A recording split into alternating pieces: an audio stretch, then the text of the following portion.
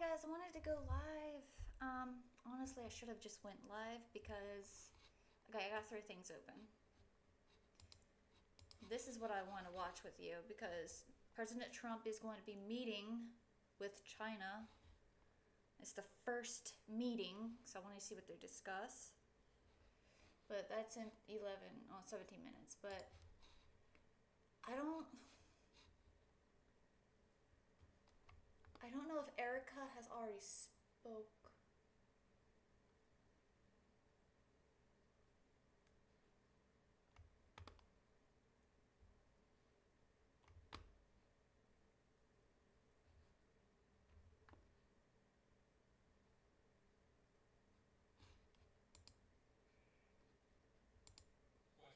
And then if I've answered all 9 of your questions in less than 15 minutes, then we can keep on going. 9 o'clock. Okay, 9 o'clock. We gotta have a little fun, right? So here's the thing. I can believe that the United States should lower its levels of immigration in the future, while also respecting that there are people who have come here through lawful immigration pathways that have contributed to the country. But just because one person, or 10 people, or 100 people came in legally and contributed to the United States of America, does that mean that we're thereby committed to let in 1 million, or 10 million, or 100 million people a year in the future? No, that's not right. We cannot have, I'll go and finish, we cannot have an immigration policy where what was good for the country 50 or 60 years ago binds the country inevitably for the future. There's too many people who want to come to the United States of America, and my job as Vice President is not to look out for the interest of the whole world, it's to look out for the people of the United States.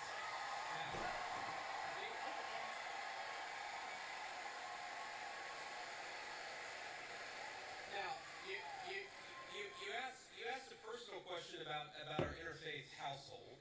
And yes, my wife did not grow up Christian. I think it's fair to say that she grew up in a Hindu family, but not in a particularly religious family in either direction. In fact, when I met my wife, we were both, I would consider myself an agnostic or an atheist, and that's what I think she would have considered herself as well. You know, everybody has to come to their own arrangement here. The way that we've come to our arrangement is she's my best friend. We talk to each other about this stuff. So we decided to raise our kids Christian. Our 2 oldest kids who go to school, they go to a Christian school. Our 8-year-old did his first communion about a year ago. That's the way that we have come to our arrangement. But, thank you. My 8-year-old was also very proud of his first communion. Thank you, guys. I'll tell him that Ole Miss wishes him the best. But I think everybody has to have this own conversation when you're in a marriage. I mean, it's true for friends of mine who are in Protestant and Catholic marriages, friends of mine who are in, atheist and Christian marriages. You just got to talk to the only advice I can give is you just got to talk to the person that God has put you with, and you've got to make those decisions as a family unit. For us, it works out. Now, most Sundays, Usha will come with me to church. As I've told her, and I've said publicly, and I'll say now in front of 10,000 of my closest friends, do I hope eventually that she is somehow moved by the same thing that I was moved in by church? Yeah, I honestly do wish that, because I believe in the Christian gospel, and I hope eventually my wife comes to see it the same way.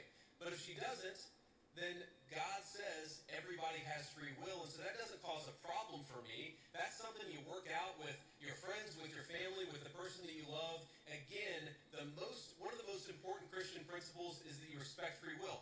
Usha's closer to the priest who baptized me than maybe I am. They talk about this stuff. My attitude is you figure this stuff out as a family, and you trust in God to have a plan, and you try to follow it as best as you can. And that's what I try to do. I want to make a final point. So I don't want to cut you off. I want to be respectful to all the people behind you in line, but I want to make this point about immigration, okay? If you ask the question, what is the exact right number of immigrants for the United States to let in, it is just very specific on the context. If you go back to the 1920s, the United States passed an Immigration Reform Act that effectively cut down immigration to close to zero for 40 years in this country. And what happened over those 40 years? The many people who had come from many different foreign countries and different foreign cultures, they assimilated into American culture. And there was an expectation that they would assimilate into American culture. I think we have two problems in our immigration system today. My guess is you're probably a slightly more leftist political persuasion, liberal political persuasion, maybe not. But here's the thing. I remember back in my establishment GOP days when I was still very early getting involved in Republican politics, I remember a conservative think tank person who told me that one of the reasons why immigration was really good is that if you had enough diversity in a country, people would mistrust each other and they wouldn't join labor unions. Okay? So when I see a lot of left-wing people who theoretically support organized labor saying we need to flood the country with a limitless number of immigrants, they're unwilling to set any limitations on it, my response to that is you are destroying the very social trust on which American freedom and prosperity was built. And that is really important. So the honest answer to your question, what is the exact number of immigrants America should accept in the future? Right now, the answer is far less than we've been accepting. We've got to become a common community again, and you can't do that when you have such high numbers of immigration, which is one of the reasons why we have the immigration policy we do. Thank you. Next.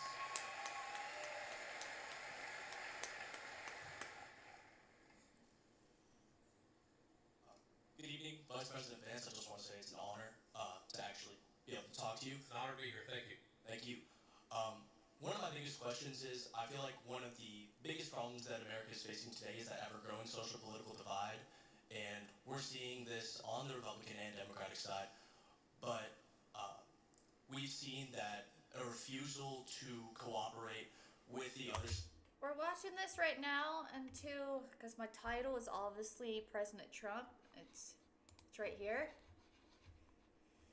But it doesn't start until 9 o'clock. So it's just something to watch because I don't want to start the screen. Okay. Go Vance, exactly. I'll put it back on.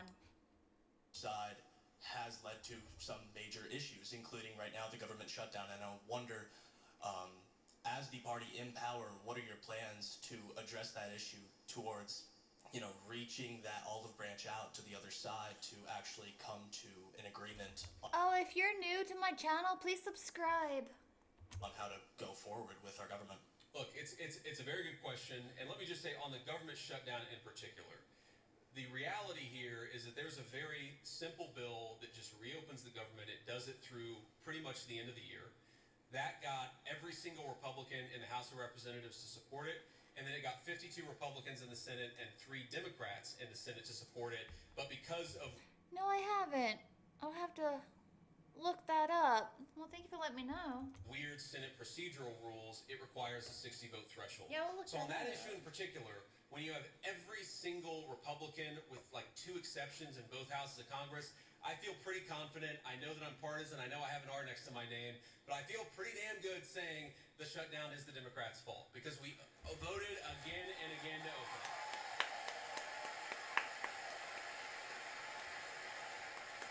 Now, but there's a broader question there, and I think most Americans, whatever their political persuasion, would actually like the country's political parties to work together better to solve the problems.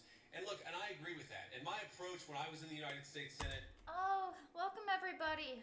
We're watching this right now because I'm waiting on Trump. That doesn't start till 9 o'clock, as my title says. But right now we're watching Vance. He's taking questions from the public. Was to try to find some issues where we could agree with the other side on and try to work with them on it. And like, let me give you one example.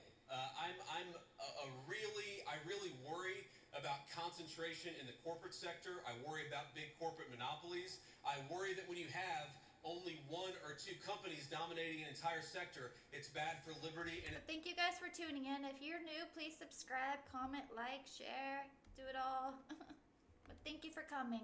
it's bad for prosperity. So you may be shocked to hear this, but I actually worked with Elizabeth Warren on some anti-monopoly stuff when I was in the United States Senate. But here's the problem. The problem is there is actually a lot of things where we can work across the aisle. There are a lot of President Trump is in my view, you haven't seen organized labor ever get behind a Republican at least in 100 years like they have behind Donald J. Trump. There are a lot of areas of common ground on that question. The problem is, as reasonable as some of these people can be in private, in public, the current obsession of the Democratic Party in leadership, I'm not saying every Democrat in the country, but the current obsession of every Democrat in Congress is get President Trump, fight President Trump, attack President Trump. It is Hit the like button, guys, please. impossible for us to Thank work you. across the aisle unless a person is willing to put down their partisan sword, shut the hell up about fake scandals related to Donald Trump, and actually work with us. That's the way you make this happen. Woo, isn't he brutal? Next. Thank you. Thank you. Next. We'll try to get through as many as possible, guys. Thank you. I have faith that he will. He's a good man, and he truly cares about the American people, and it's amazing. You can tell the way that he just speaks. Good evening, Mr. Vice President. Hello. Hi.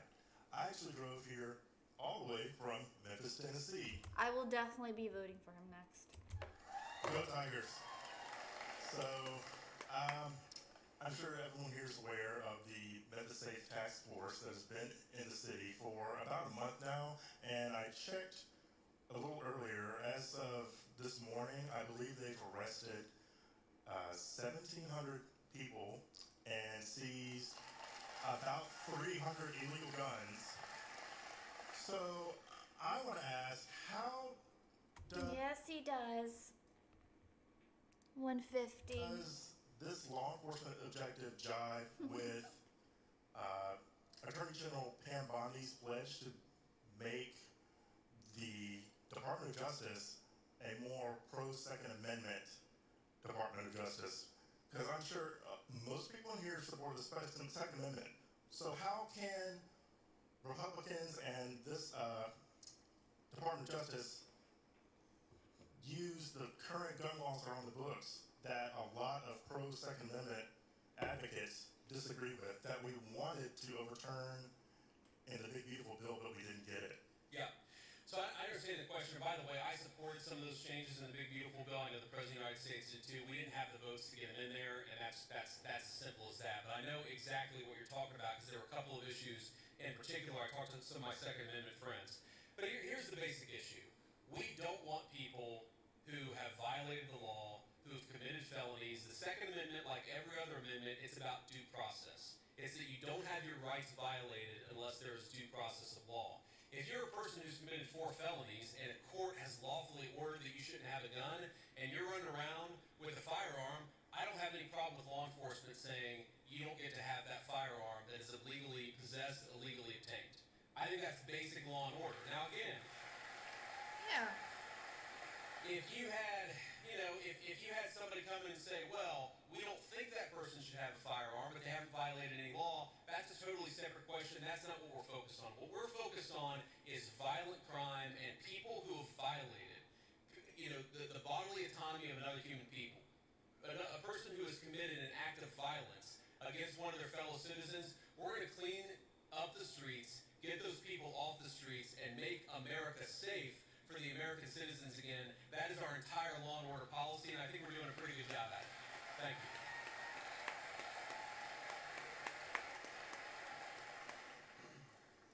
Thank you for the opportunity to speak. I'm a Christian man, and I'm just confused why that there's this notion that we might owe Israel something, or that they're our greatest ally, or that we have to support this multi-hundred-billion-dollar foreign aid package to Israel to cover this, to quote Charlie Kirk, ethnic cleansing in Gaza. I'm just confused at why this idea has come around, considering the fact that not only does their religion not agree with ours, but also openly supports the prosecution of ours. Yeah, so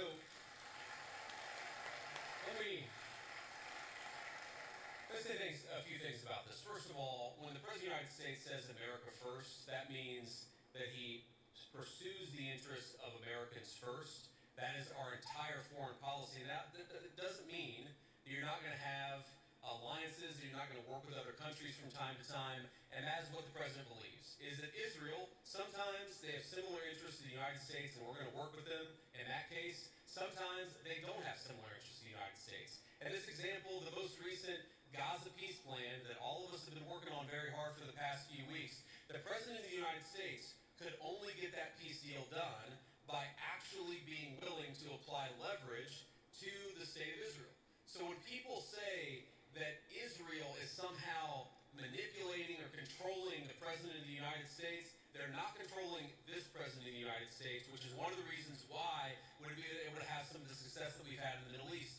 Now you asked about, sort of Jews disagreeing with Christians on certain religious ideas. Yeah, absolutely. It's one of the realities is that Jews do not believe that Jesus Christ is the Messiah. Obviously, Christians do believe that. There are some significant theological disagreements between Christians and Jews. My attitude is, let's have those conversations. Let's have those disagreements when we have them. But if there are shared areas of interest, we ought to be willing to do that too. For example, one thing I really, really care about is the preservation of the Church of the Holy Sepulchre in Jerusalem. Christians believe that that is the site where Jesus Christ was crucified, and also that his tomb is right there as well.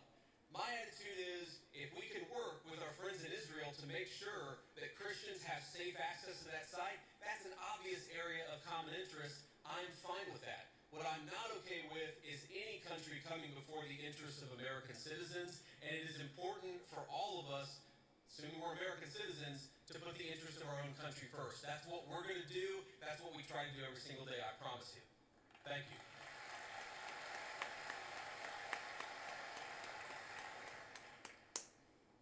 Hi, Mr. Vice President. I'm the president of our pro-life organization here at Ole Miss, Rebels for Life.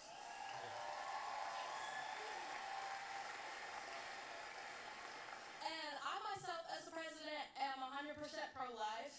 And I know you've stated, you being Catholic, that in the past, you've stated that you're 100% pro-life. But since joining the presidential campaign as the VP, you've kind of wavered how you see abortion. So I'm just wondering what your stance is right now. Sure. And do you think that someone else's right to liberty trumps someone else's right to life? Well, first of all, I appreciate your question, and I appreciate the work that you do. You asked the question, do I think somebody else's right to liberty trumps somebody else's right to life? No, I do not. I, in fact, do not believe that. Now, you said, and I want to take issue with something you said, just the premise of the question, which is that I've wavered on the pro-life issue. I really do believe that the president has been the most pro-life president in the history of the United States of America. Now, that said, there are two things that I think we have to keep in mind here. Now, one is the very, very hard question of, when we talk about our abortion policy, there are some very, very difficult edge cases. There are cases where you've got, an 11-year-old girl who was raped, who it would be unsafe for her to bring the baby to term.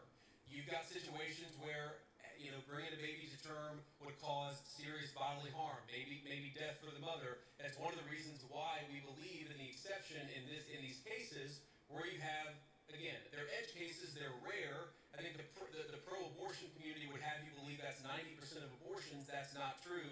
We've got to be honest about the fact that there are some edge cases.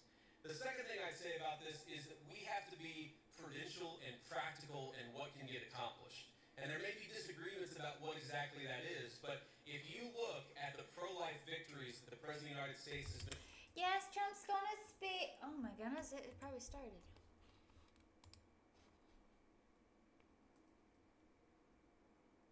Well, now they changed the time. Why did they do that?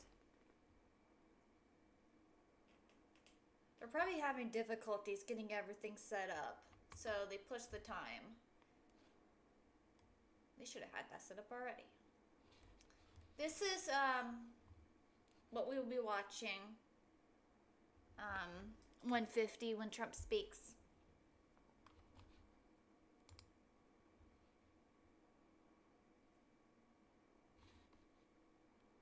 But yes, we will be watching Trump. 115 now.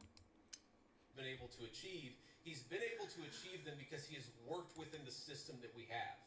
If your attitude is you are going to pursue the most aggressive pro-life option, even if it means you lose every election And every outcome means that you're going to be in a situation where the Democrats have abortion on demand. Yes, Trump is already in Korea. He arrived last night because I also broadcasted that. So he is in Korea. But it will be his first meeting with him. So we'll see how that goes. And if I read it right, Trump will be in China till Saturday. Up to the moment of birth to the very end. You've got to work within the political constraints that we have. Now, here, let me just say something about this. And somebody asked me earlier about my Christian values. And one of the points I made is that when the settlers came to the New World, they found a very widespread child sacrifice. I imagine there are some people who don't agree with my view on the pro-life issue. Let me just make an observation. If you go to historical archaeological sites where there were brothels, and the two oldest businesses in the world are gambling and prostitution, so there were brothels even in very ancient civilizations. If you go back to ancient brothels and you dig up the bones of the women who were working in these places, you will very often find a lot of children who were buried with them. And the answer is that whenever a society decides to discard innocent babies, they also don't treat their women very well. And whenever a society mistreats its women, it is very often the babies who come right after that. There is a reason why Christian civilization ended the practice of child sacrifice all over the world, and it's one of the great accomplishments of Christian civilization.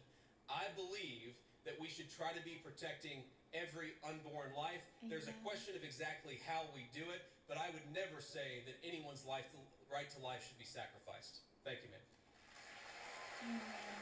Well said. First, I just have to say I'm thrilled to hear you articulate Christian values on a stage like this, and to remind us that things we take for granted and things we value so much have a Christian origin. So thank you for that. I really mean that. However, so much of liberalism, by the way, so much of the far left is a sort of, if you really pay attention to it, it's a kind of perverted version of Christianity. Like, there's nothing wrong, of course, with focusing on people who are disenfranchised, for example. That's the focus of liberalism. But if you completely separate it from any religious duty, any civic virtue, then that can actually become, for example, an inducement to lawlessness. You can't just have compassion for the criminal, you also have to have justice too, which is why I think that a properly rooted Christian moral order is such an important part of the future of our country. But sorry, I interrupted you, go ahead. No, amen, absolutely. Now, as much as I hope and pray that we can be a nation of Christians, the idea of a Christian nation scares me. So I'd like to hear your feedback on a pretty nuanced argument here, that perhaps there should be a wall of separation, as at least one of our founders advocated, between church and state at the national level. However, that line can and should get blurrier as we descend to the community level. And perhaps that is actually the system, the structure that our founders gave us when they said Congress shall make no law establishing a religious body. However, states did have close relationships with churches at that time. Yeah. Do you think that is a rationale that works? Do you think that is the way we should implement around these Christian values? So this is a very nuanced point, and I want to just make sure that everybody's kind of on the same page here. So if you go back to the First Amendment, it doesn't say separation of church and state. It says Congress shall make no law respecting an establishment of religion. But if you go back to the founding time, there were actually a number of states that had formally recognized churches. So there was the Anglican Church of Virginia. That was the official state church of Virginia. Maryland at the time was the only majority Catholic colony, or at least had a significant Catholic representation of the original 13 colonies. There's a lot there. And yes, I do think that what happened is the Supreme Court interpreted Congress shall make no law respecting an establishment of religion to effectively throw the church out of every public space at the federal, state, and local level. I think it was a terrible mistake, and we're still paying for the consequences of it today. But and I think this is your point, if you were to undo that, if you were to get back to a system actually meant by the founders where Congress is not setting up an established religion, but people in their local communities can kind of do whatever it is that they want to do. I think that would be a better system than what we have today, but I think the most important principle that we have got to remember is you do not have to completely kick God out of the public square, which is what we've done in modern America. Why would It's not you do what the founders wanted. It's not good for the United States of America. And anybody who tells you it's required by the Constitution is lying to you. Thank you. Well said, Vance. God bless. Hello, JD. How you doing today, man? Good. How you doing? In the wise words of Ricky Bobby, I don't know what to do with my hands. Don't feel bad. Neither do I half the time, man. Okay. First off, yeah, laugh it up. Okay, first off, I just want to say I'm a huge supporter of the Trump administration. I was 3 months too late to vote for you guys, but if I could have, I would have. So I'm a huge supporter of you guys before I make my argument. But there is something you guys are doing that is kind of disturbing me a little bit. Okay, go ahead. Thank you. You guys have sent the military into Washington, D.C. and a few other cities that I can't think of off the top of my head, which first off, they've had wonderful results. Like, no one can deny the results of that. It's wonderful. Some might even say the greatest. I'm a comedian. I like this guy. Who is this guy? Thank you, JD. Don't have audio problems right now.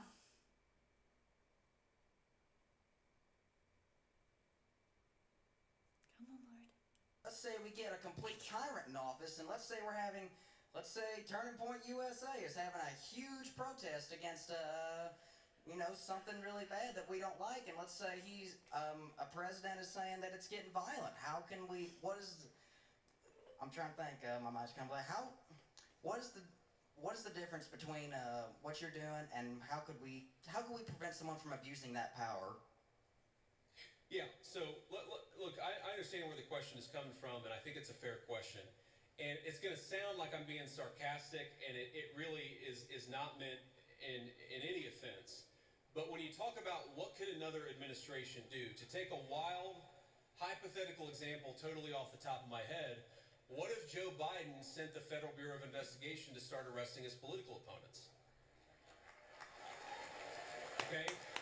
So here's something that I want conservatives, I want every conservative to Yes, Vince has. remember. It's an important part of my entire political philosophy is we cannot be afraid to do something because the left might do it in the future. The left is already going to do it regardless of whether we do it. That is the takeaway of the last 40 years.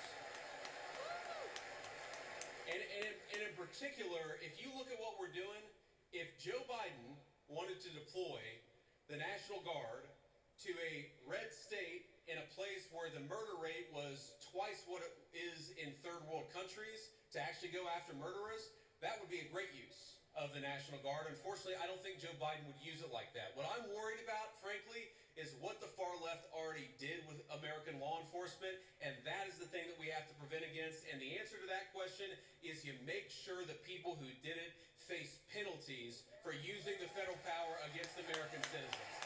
And by the way, Exactly. that's exactly what we're trying to do. Thank you. Thank you, JD. Honor to meet you, man. Good to meet you too, man.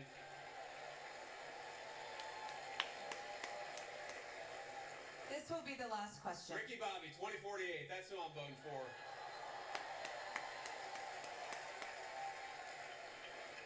This is the last. Oh, wow. We've been here over an hour. That's amazing. Okay, I'm sorry. Those of you who didn't get to answer a question, I tried to be as quick as I could.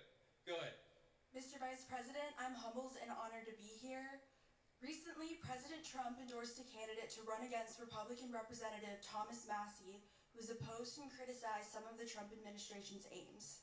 How would you address those who fear that principled disagreement or independent thinking is discouraged within the party because of how it can be framed as a betrayal, instead of as internal accountability or an opportunity for debate and negotiation? So, it's a very good question. And let me say, this one is hard for me. And the reason it's hard for me is because Thomas Massie and I, he's one of the first people that ever reached out to me about my book or about political office. I've known Thomas Massey well before I ever got involved in politics. Thomas's wife died maybe it was a year and a half ago, 2 years ago. It was a little while ago. She died very unexpectedly, was a very sweet and kind woman, and I was probably one of the first people that called Thomas to offer my condolences. I think the problem with Thomas, and I told him this in private, and now I guess I'll say it in public, is it's one thing to disagree with the party on a particular issue. It's one thing to to have your independent stand on a number of questions. And by the way, some of the stuff where Thomas Massey has been independent against the Republican Party, I've agreed with him with. Thomas and I worked together during 2023 where I was trying to stop the limitless flow of American money to Ukraine, and Thomas was one of the people I was working closest with it. But that's one thing. Being independent, having your own opinions is one thing. Voting against the party on every single issue, you're eventually going to make too many enemies. And that is the problem that Thomas has had. It's not one issue, it's not 3 or 4 issues. It's that every time that we've needed Thomas for a vote, he has been completely unwilling to provide it.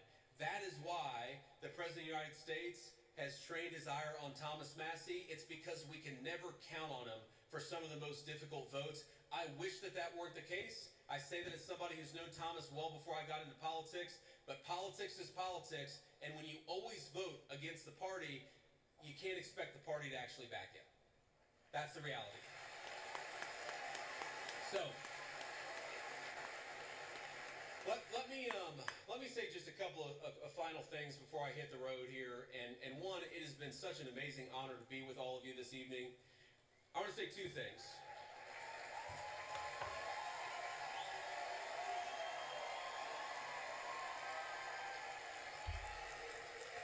I would say 2 things. Number one, when I was back in my agnostic days and I was thinking about returning to my faith, I remember... Yeah, that's sad too. I remember talking to a friend of mine and actually talking about, a number of things, and he said something to me that was really interesting, and I was talking about all the things that were going wrong. I was looking to the future. I was talking about everything that was broken in the world, and I said to him, things are just really, really dark. And he stopped me in my tracks. He said, JD, you're right. There are a lot of things that are really dark out there, but despair is a sin. Now, I know not all of you are Christians, but for the Christians out there, I think that it is very important to remember that despair is actually a sin. It's okay to disagree. It's okay to criticize. It's okay to think that things aren't going well with a particular issue, but we are called to never give up hope. But I think one of the critical lessons of Charlie Kirk's life to his dying breath, this was a man who never lost hope in his Creator and never lost hope in the United States of America. So let's remember that and carry that forward as a way to remember. Amen.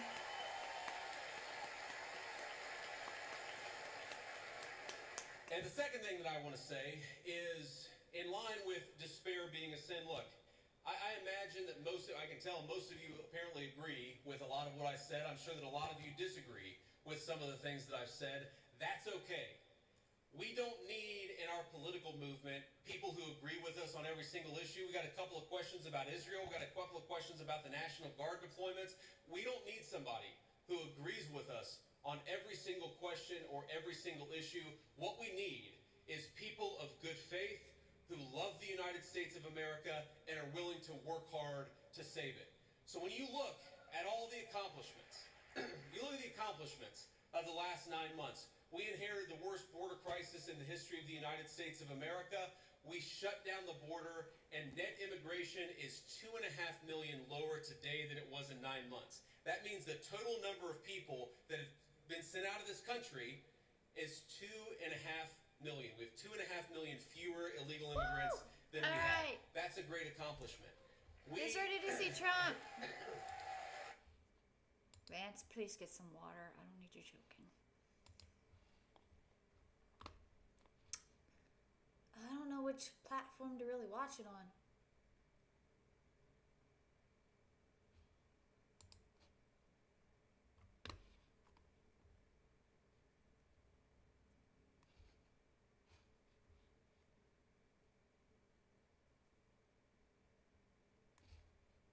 They don't. Oh wait, is there sound?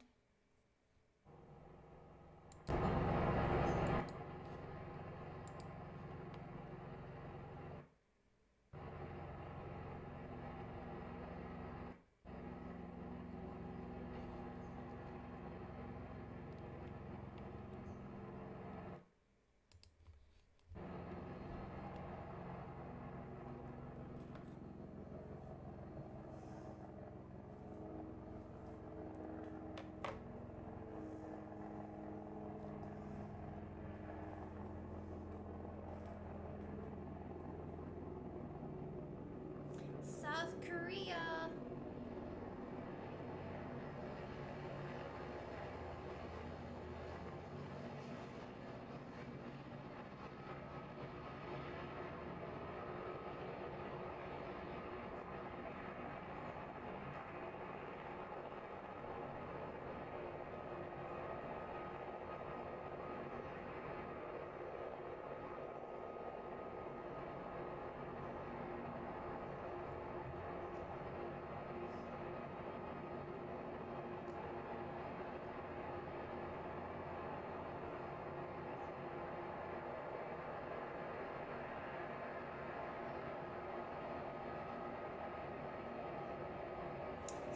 This is very colorful. Talk about some colorful planes. Why they gotta be so colorful?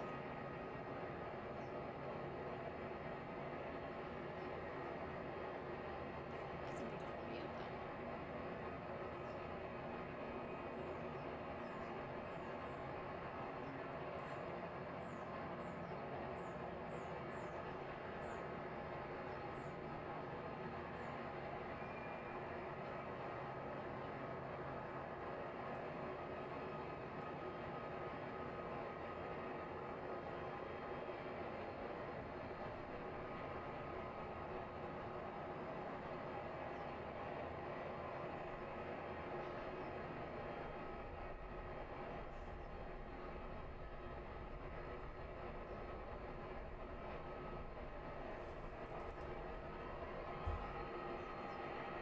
Oh yes, they're definitely big planes.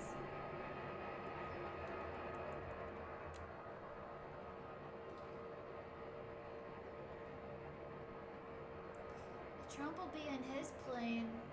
Trump's plane's huge. Have you seen his plane? Oh my goodness. Talk about a big plane.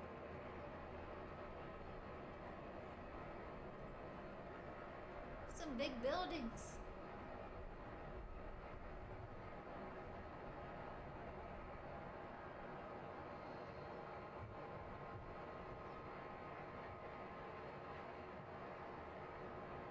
But that was Trump's plane for a minute. It's not.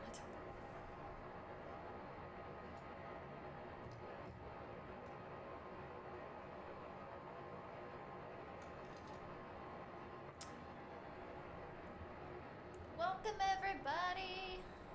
Thank you for tuning in. If you're new here, please subscribe, comment, like, and tell me where everybody's from, because I'm curious. Where are you watching from?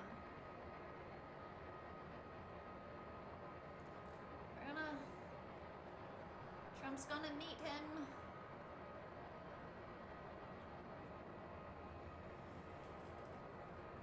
The city. Yeah, the city's big. I'm surprised it's so close to the airport. Why is the city so close to the airport? There is quite a distance, but it's still close to the airport.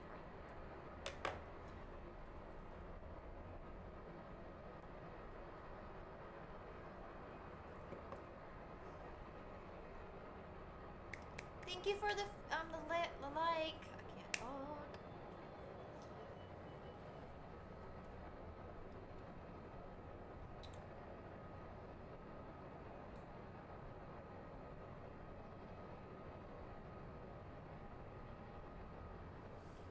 Oh, that's a beautiful view.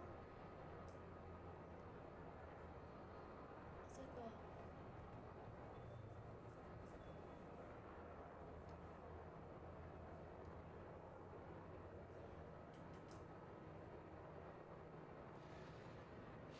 capturing. That's just a look.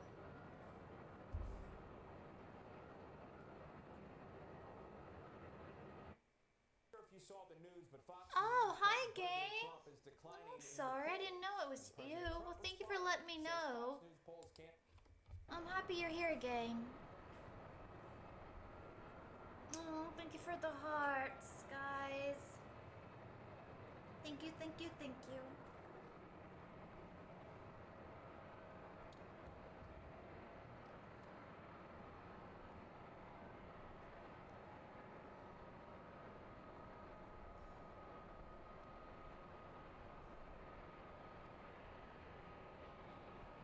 Yeah, the next time that I go live, I'm gonna do it through Restream.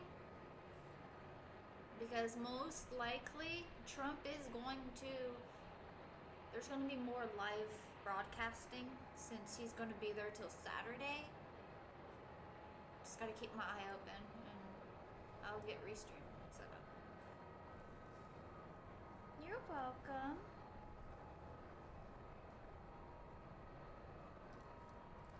I just hope that it doesn't affect my YouTube.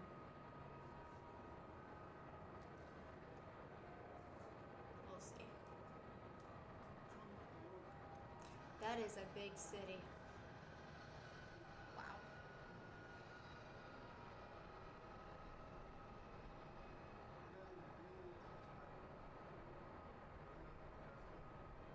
Oh, you're welcome, gang.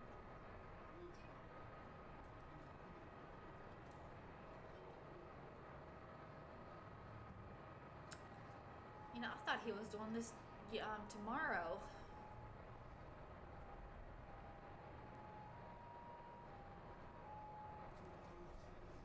Let me check, because I thought he was going to do this tomorrow.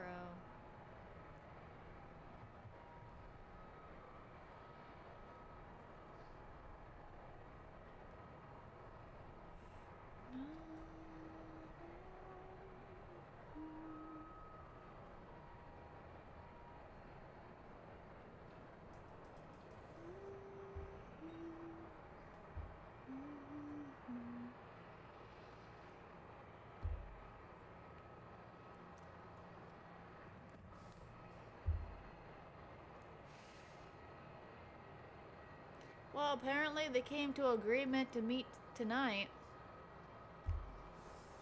Because that video's not up there now.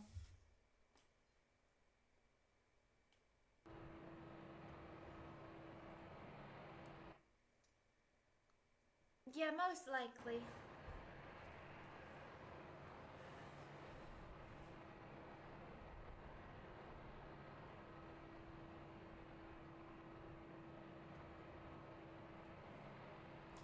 Because I've been reading, between Trump and him, they couldn't come to a time agreement when to, they knew the day, but they just didn't know the time.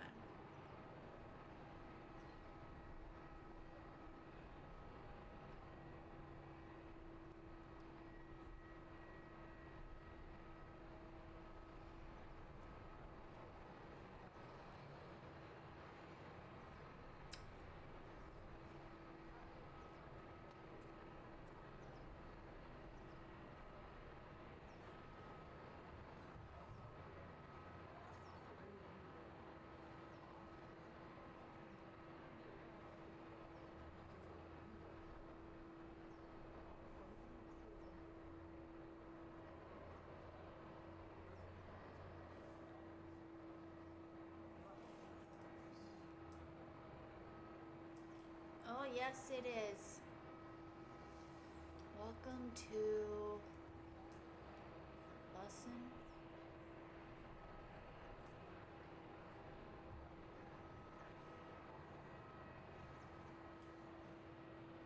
You know, their vehicles look small. I'm just saying. Don't know about that.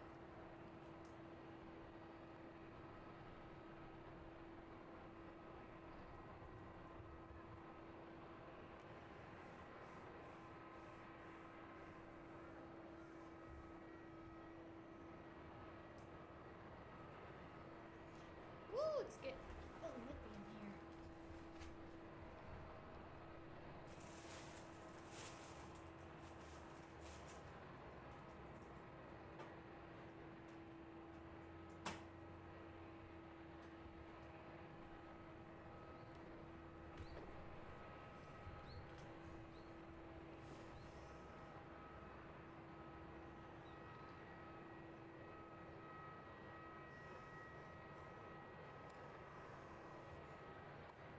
all this building right here that we're looking? Yeah, probably. I don't know what this is.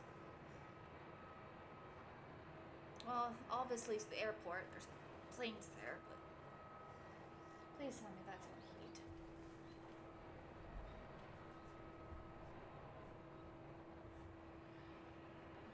My sweater. I do not need to get cold.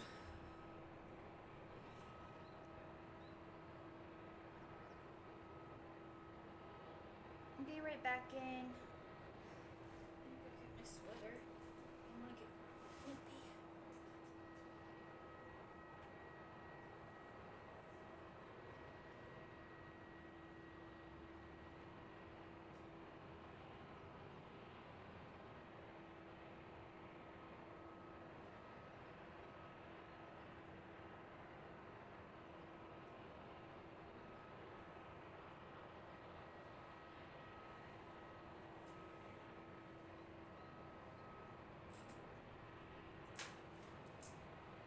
I'm back.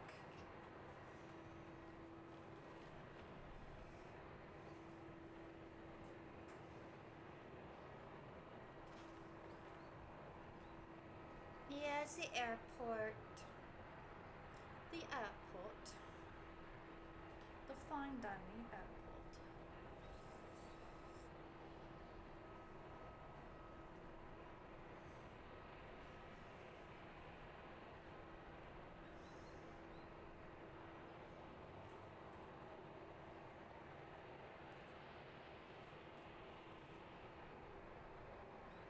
Oh yeah, I'm okay. I just needed to go get my sweater. I just turned my heat on too. Well, I kicked it back on. Not turn it on, kicked it back on.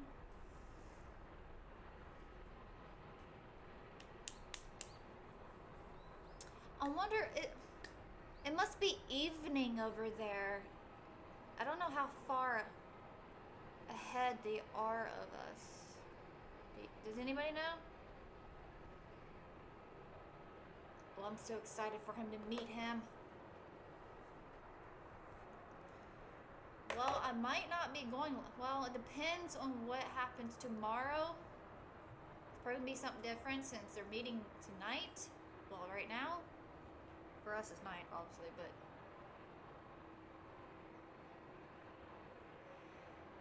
Well, I thought that was his plane. It's not. Wait, I wonder if he's coming into the out of this plane. Where's Trump?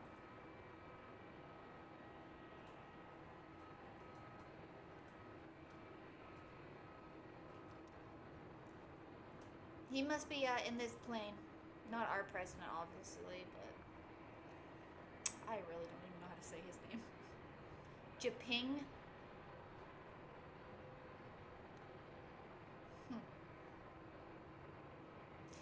Is that supposed to be like a fingerprint? I don't know. Yeah, China. South Korea. They got some colorful planes, I'll give them that. I don't even know if we got colorful planes like that. Ooh.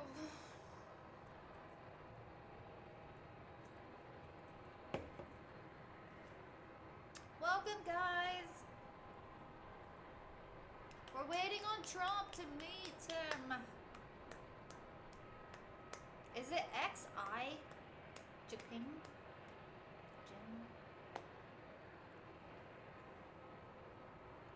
Ow. Praise the Lord.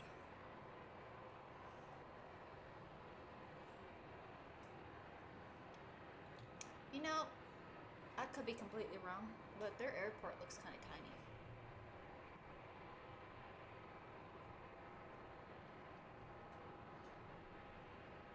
Did they place cameras everywhere? That is actually a nice view, I'll give them that.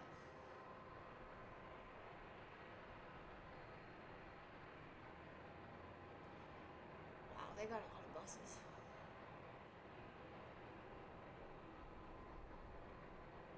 You better not end this.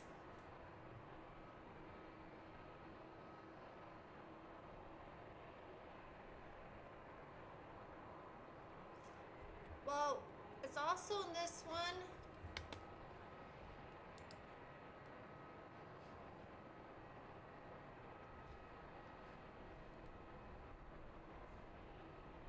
Typically, right side broadcasting is a little behind, I've noticed.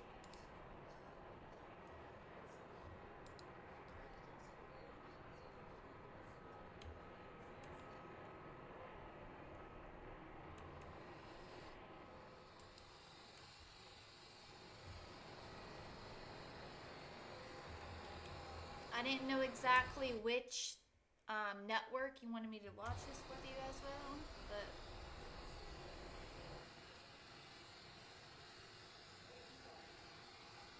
I know Trump's already there because he arrived last night, so I'm assuming the other person was coming, flying in, and I'm assuming Trump is in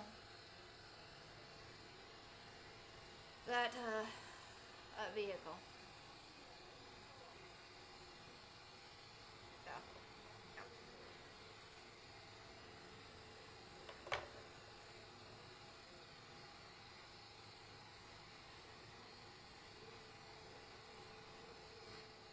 That's not good.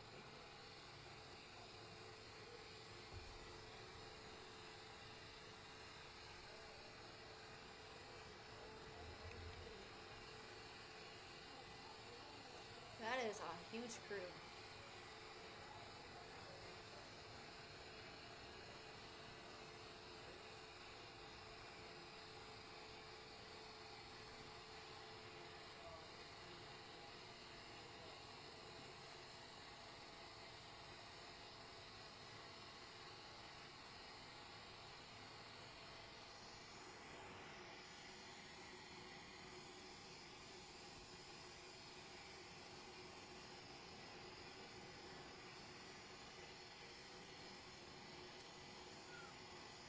Ooh,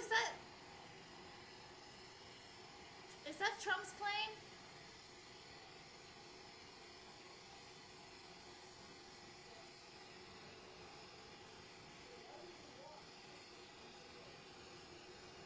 Ooh, that's Trump's plane.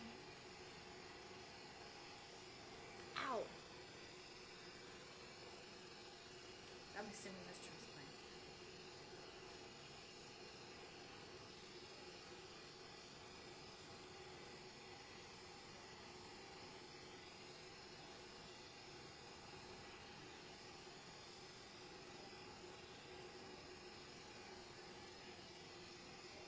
No, I don't know. Yeah, that's Trump's plane.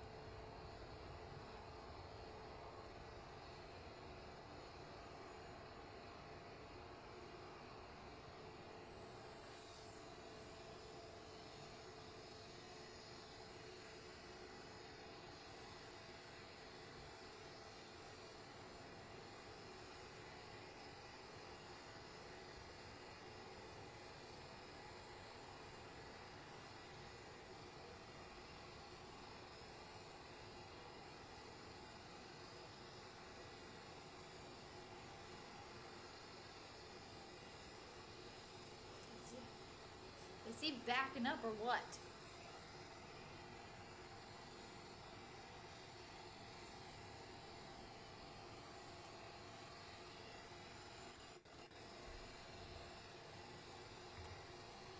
Let me try a different one.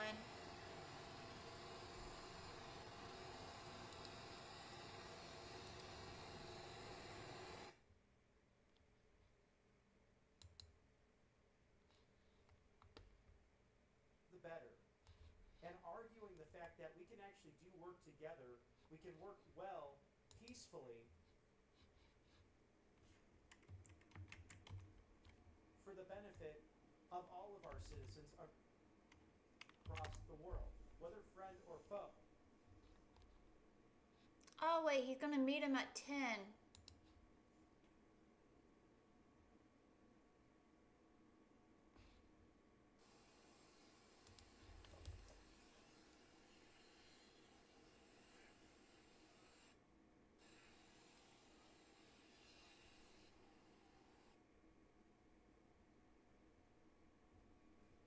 Oh, don't.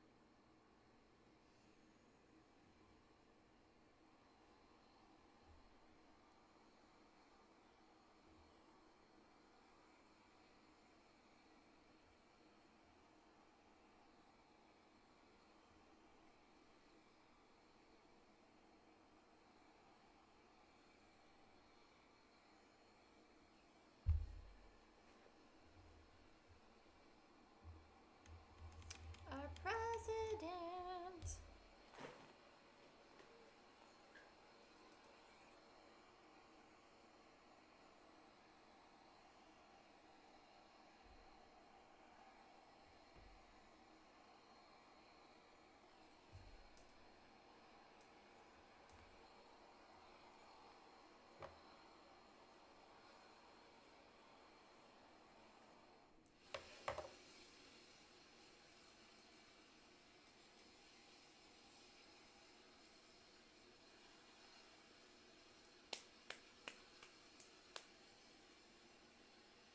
Excitement, guys!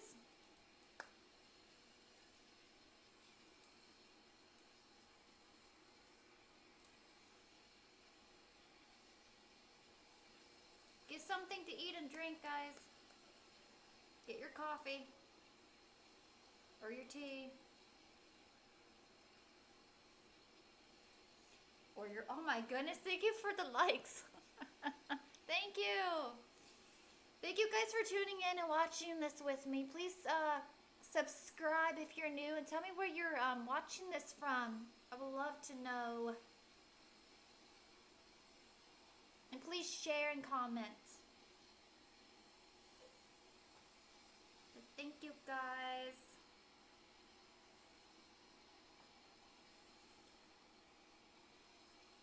Oh wow, we've been live for an hour already. Woo.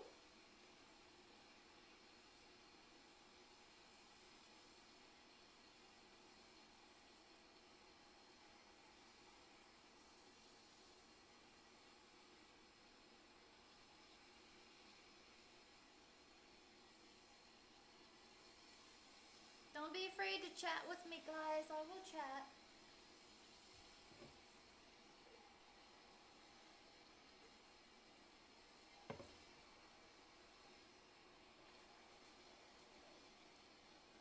Oh my goodness, welcome back. I was going to go live tomorrow. I don't know. That's what I had it scheduled for. But apparently, when I did my research on this, these two couldn't even figure out a time to meet. So I guess they decided, hey, let's just meet now. So I might have to cancel my upcoming stream, but more than likely I'll go live again tomorrow, because more than likely something else between them will come up. I'll just have to go in and change my title if so. We'll see, but on the 31st, I'll be going live. Melania, Trump's wife, is going to be hosting a Halloween thing at the White House. So I want to capture that. I want to broadcast that and see how that goes. So I will schedule that tonight. That will be around 2 o'clock. Yeah. But we'll see about tomorrow, though.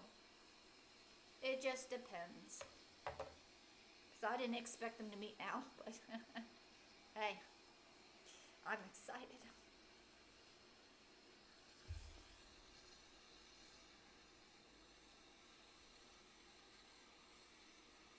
I most likely will, or I most likely will just work my way around it. Change it. If something else comes up, I'll still use it.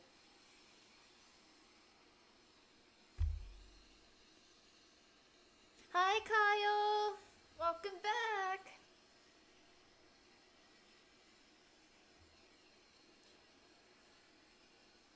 But how has your day been, guys? I hope it's been good and you're being safe.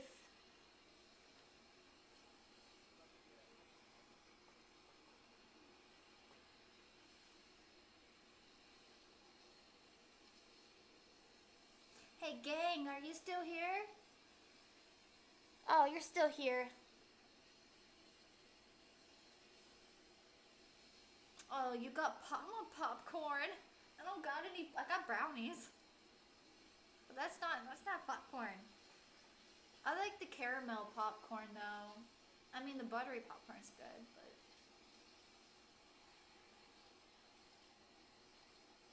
are you gonna share? I don't know when the last time I had popcorn. Oh my goodness. It's been a while. Now I'm gonna have to buy popcorn.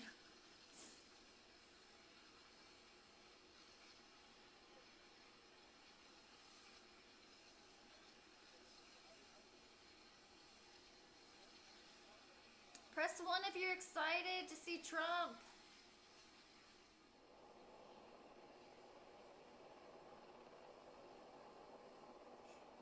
I'm a little confused though. Why are there 2 helicopters? He must be really guarded. Yeah, I was right, gang. That's Trump's plane.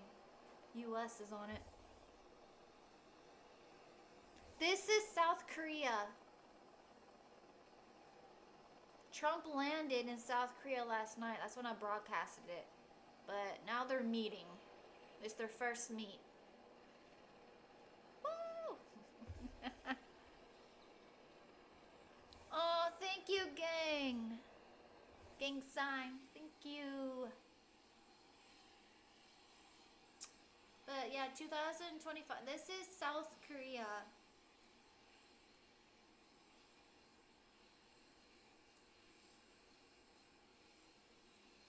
I guess they're meeting around 10.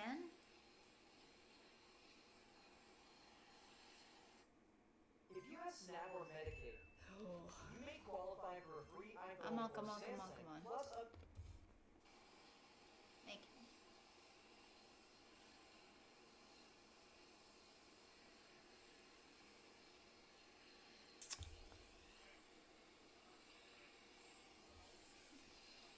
Share the popcorn, man.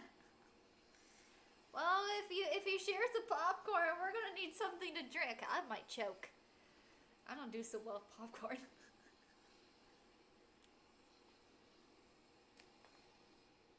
But I love popcorn, so it's all good.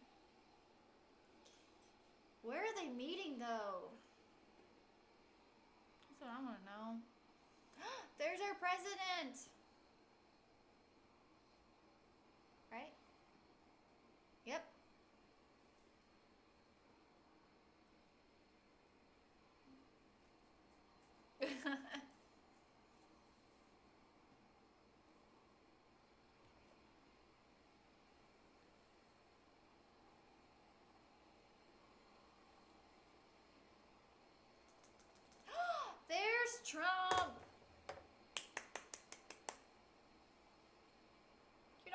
turn around? It's okay.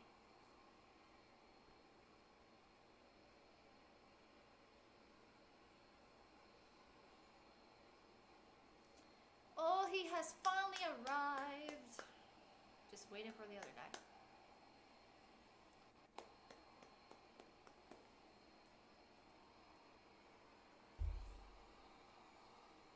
He's the beast. Beast is what beast does.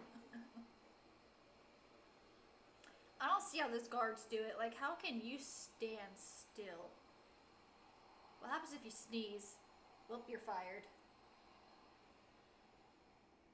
What happens if you gotta go to the bathroom? They must be taking turns. You cannot stand there almost 24 hours and not have to go to the bathroom. I'm just saying. I would be standing still and sneezing every few minutes.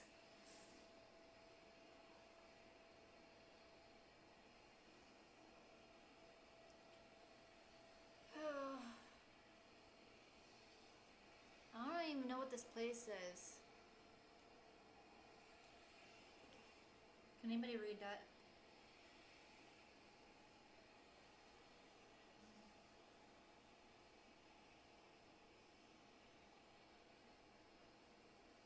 Welcome everybody! Thank you for tuning in. Where are you guys from? Where are you watching from? And if you are new, please subscribe, comment, and like. Smash the like button. Just don't break it, okay? You kind of need that.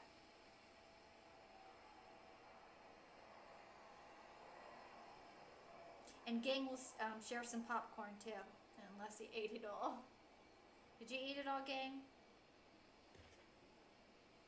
She's probably thinking, yeah, it's all mine. All my popcorn.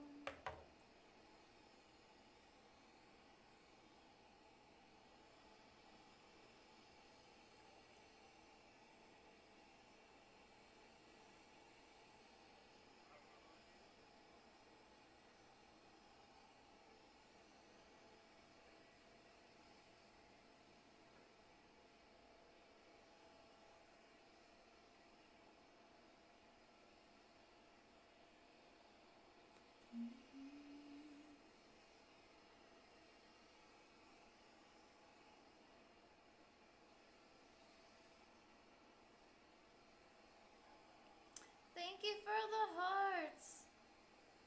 Thank you, thank you, thank you.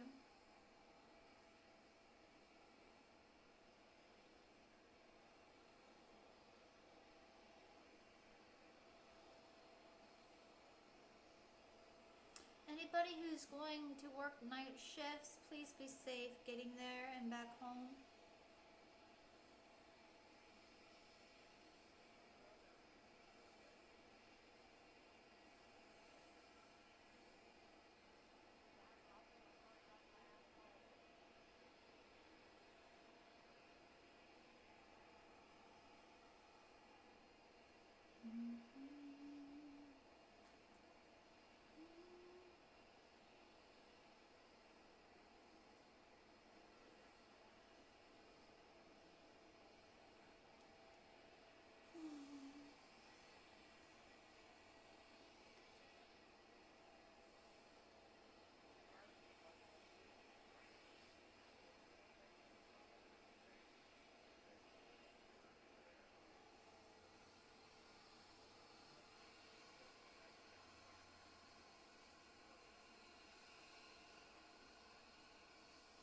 Is it buffering on you?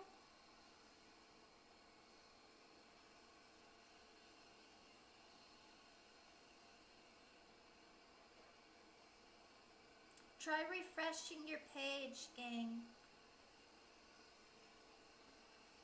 Does anybody know what this place is?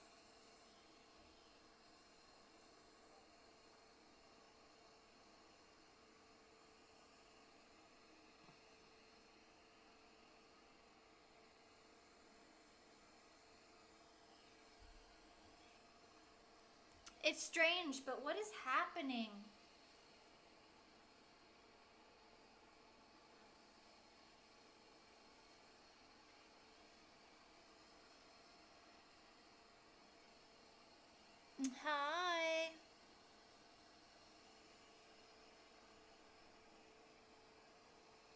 Is it better now that you refreshed it, gang?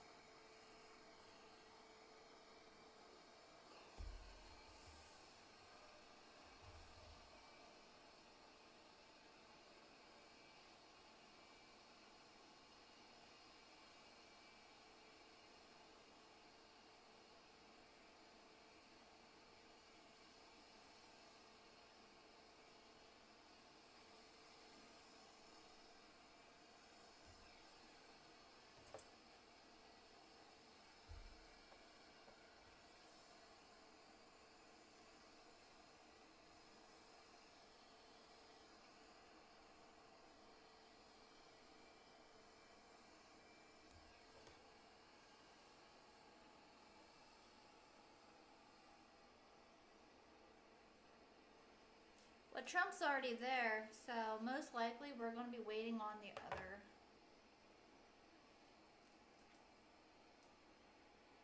This is South Korea, guys.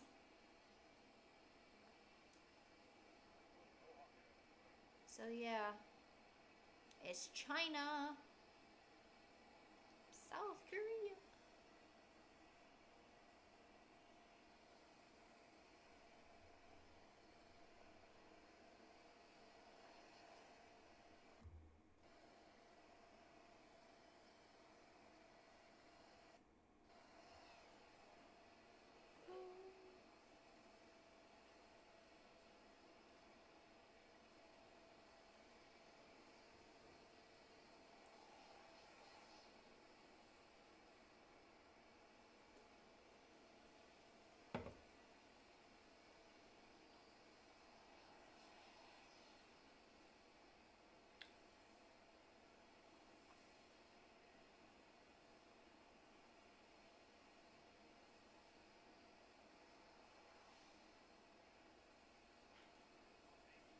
Thank you guys so much for all the likes. Keep slamming it. Why are they meeting in a tiny place? I would be like, nope. You need to pick a different place. Look how many people are coming too. Oh no, no, no, no.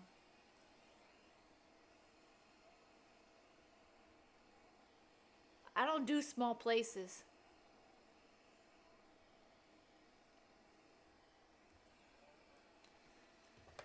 Oh, Trump, how do you do it?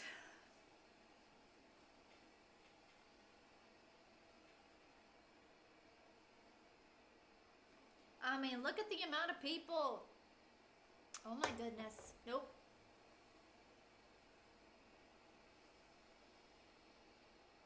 Is this like a hotel? No, it can't be a hotel. Hotels are typically tall.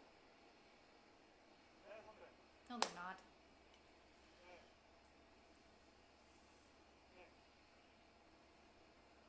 I don't know what they're actually in because I can't read that. It's too tiny. Oh, it's an air base. Okay. Never mind. Yeah, air base. There's just too much people here. No. Why do you need this many people just to do a meeting?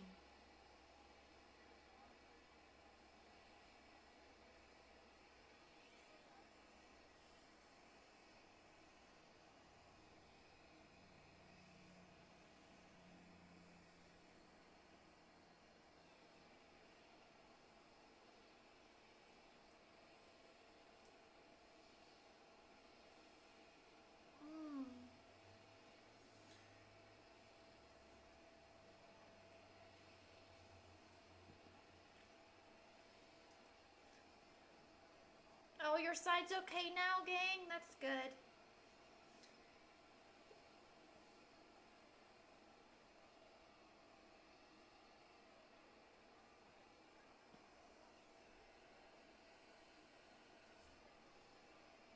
You know what? I guarantee you they're cramped up like sardines.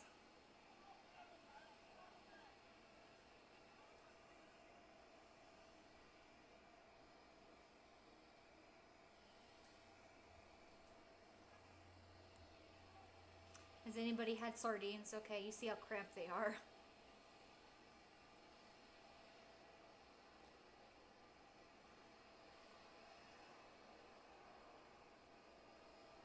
Kyle! Don't laugh too hard, buddy. You might pass out. I'm not there. Don't pass out. It's like, Kyle, are you okay? Wake up. I need time to fake your nap. Wake up. People are like, is he okay? Oh, he's peachy. He's like a possum. He plays dead. Get off. Please don't play possum, okay? It's like, no, I don't think he's playing possum. Oh, yeah, he is.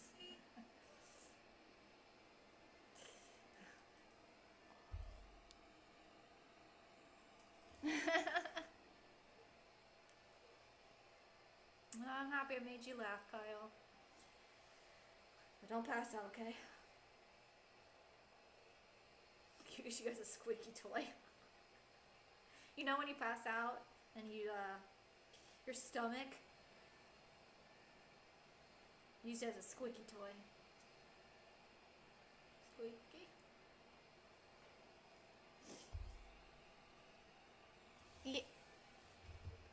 Yeah.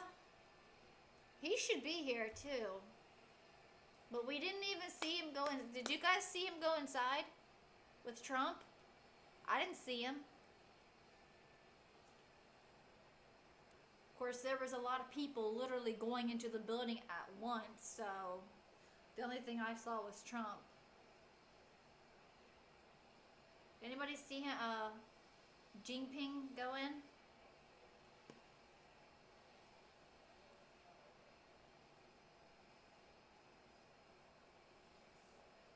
That is just too many cars. Okay, you almost got ran over.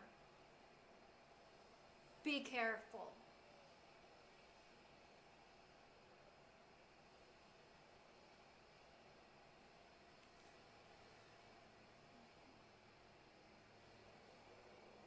Yeah, all I saw was Trump. And there's supposed to be a meeting, I guess, around 10. Probably 10:30. It's always 30. 3:30, 10:30, what 30?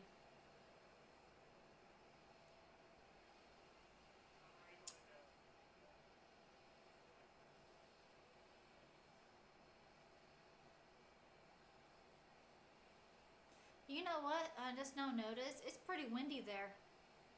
Look at the leaves in the bush.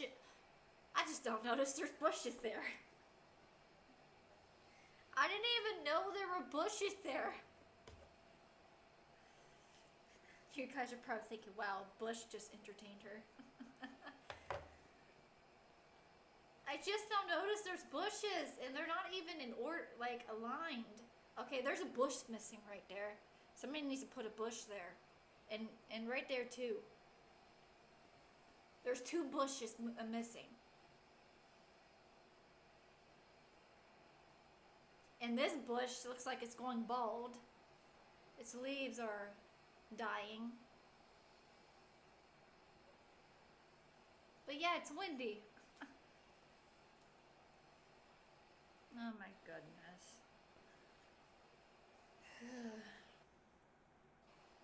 Poor bush, even if it goes bald. Needs tender love and care. Boxwoods, you know what? Boxwoods, I call them bushes. A bush is the bush. Yeah, I call that baldness right there. It's adorable. Okay, welcome to... Oh yeah. Gim... L... It's an air base. Nifty. Anybody seen Jinping? I don't see him.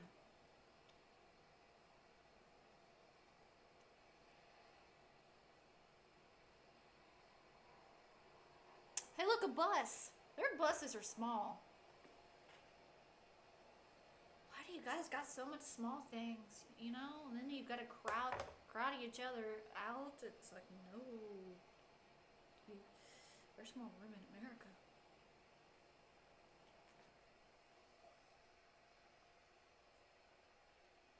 Welcome, guys.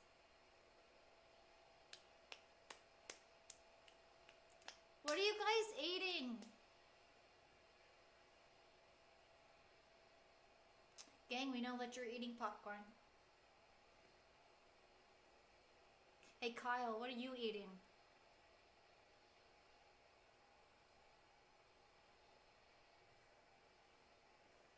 $2025, what are you eating? Probably nothing.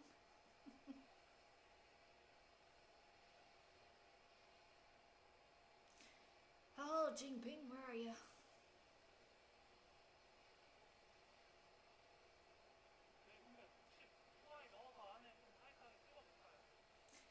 Mister, you best be speaking English. You're not speaking English. What are you saying? He's close to the camera, that's for sure. Oh, I want ice cream. I got brownies, but I don't got ice cream. That's no fair. Gang's eating popcorn, and now you're eating even something even better. Ice cream. What's gonna be next? Popsicles? Or cake?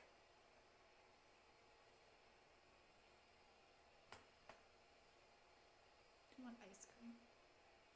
We all scream for ice cream. Instead, we all cry for ice cream. I'm about to cook a brownie now. He's eating popcorn. You're eating ice cream. I might as well just eat brownie.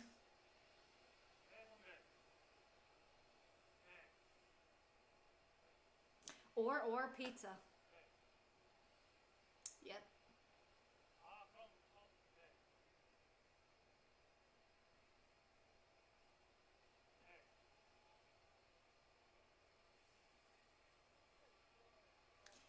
I don't understand you. Look how crowded these people are. They literally had to bring a ladder into the building.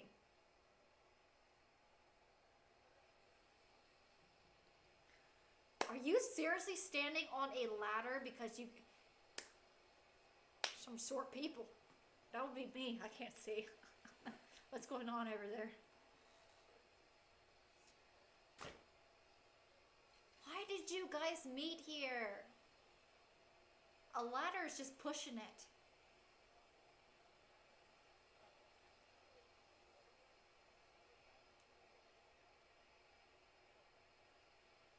And what is the thing that he's adjusting on his bag? Is that like the frequency of the audio or something? Like, come on, testing, do you hear? Wait, do you hear? Hello?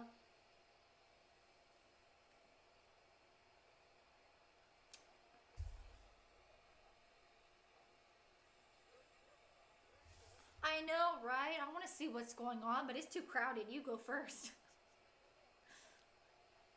Just try not to get lost, okay? Scream Polo, okay? Or say Marco. I'll find you one way or the other.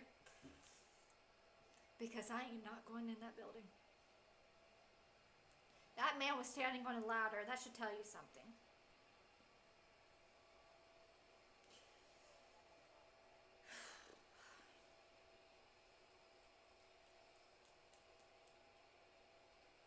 Is that a rock? Does anybody speak Chinese?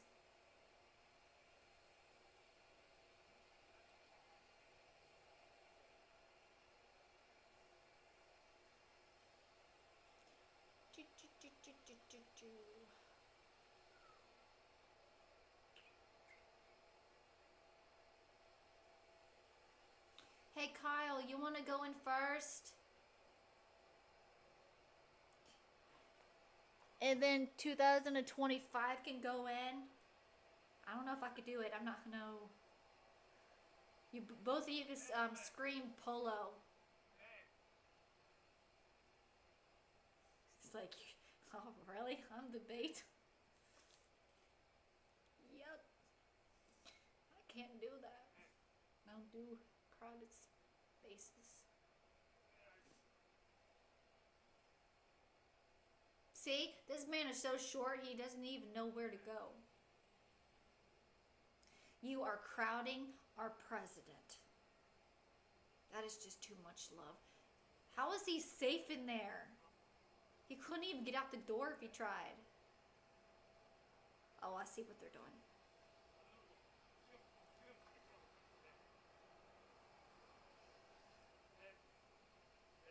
And I still haven't seen Jinping. So. And this man over here is staring at a bush. Are you admiring the bush?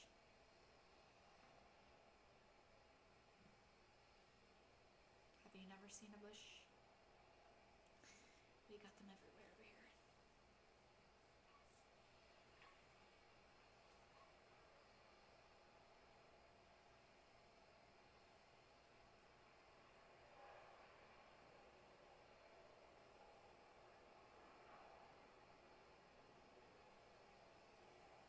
There's no way this man's not here. You guys were supposed to be meeting right now.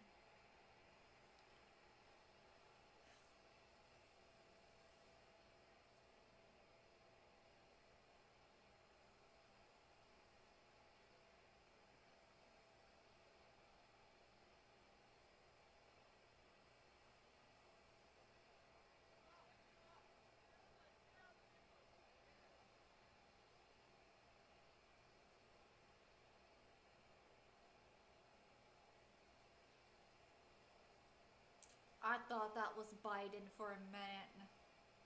False alarm. I was about to say, wow, he's actually out there. Instant happiness is here. At a Never Renaissance Center. mind. You could get instantly approved for up That to was not Biden. $40,000.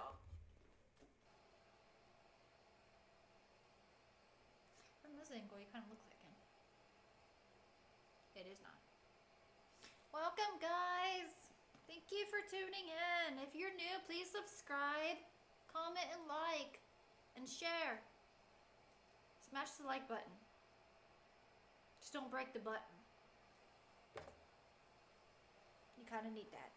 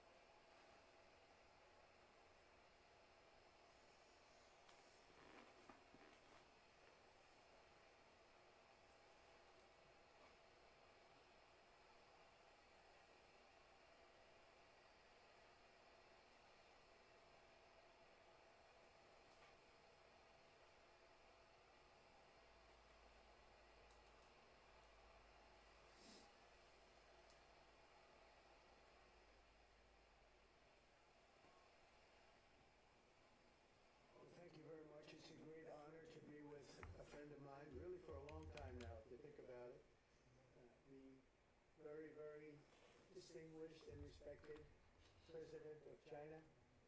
And we will be having some discussions. I think we've already agreed to a lot of things, and we'll agree to some more right now.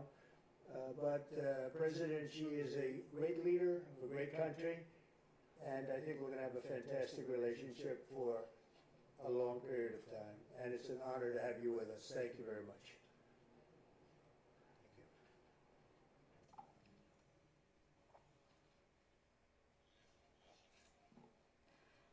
President Trump, it is a great pleasure for me as well to meet you.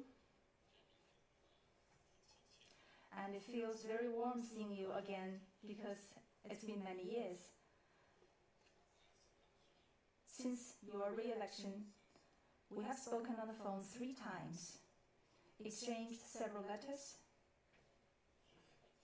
and stayed in close contact. And our joint guidance, relations have remained stable on the whole.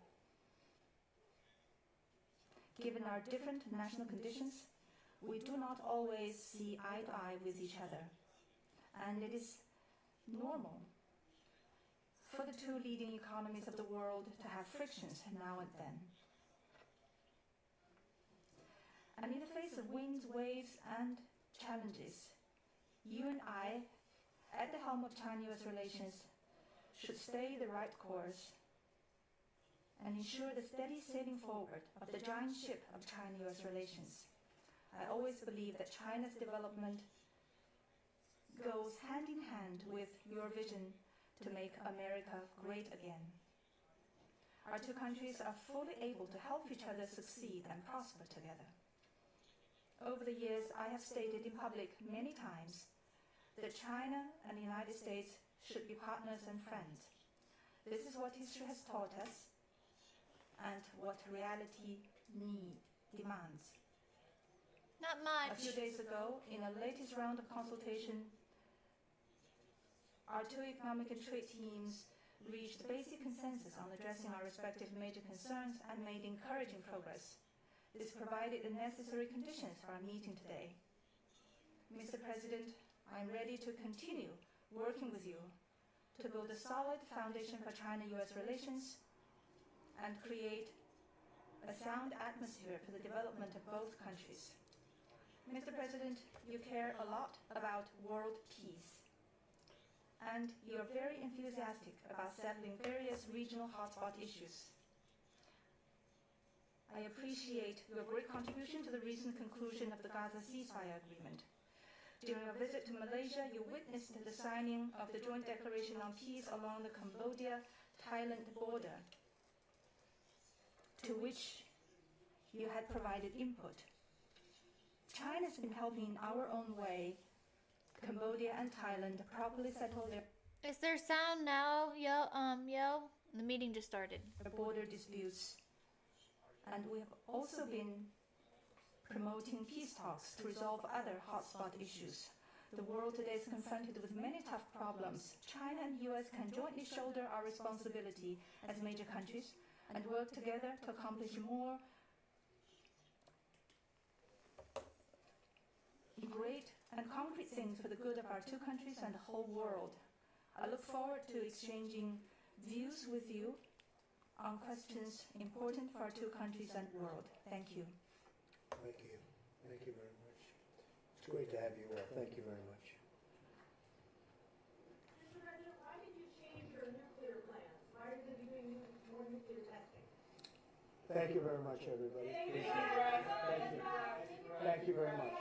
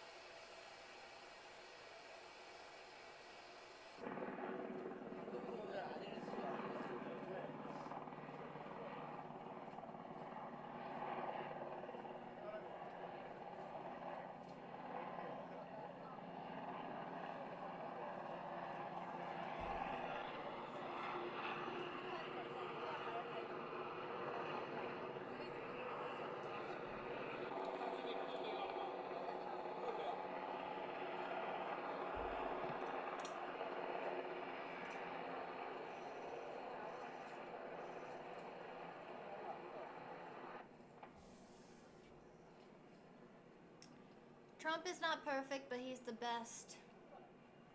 And I love my president.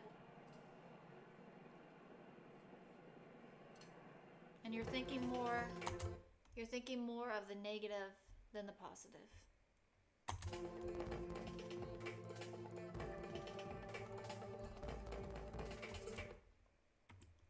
Okay.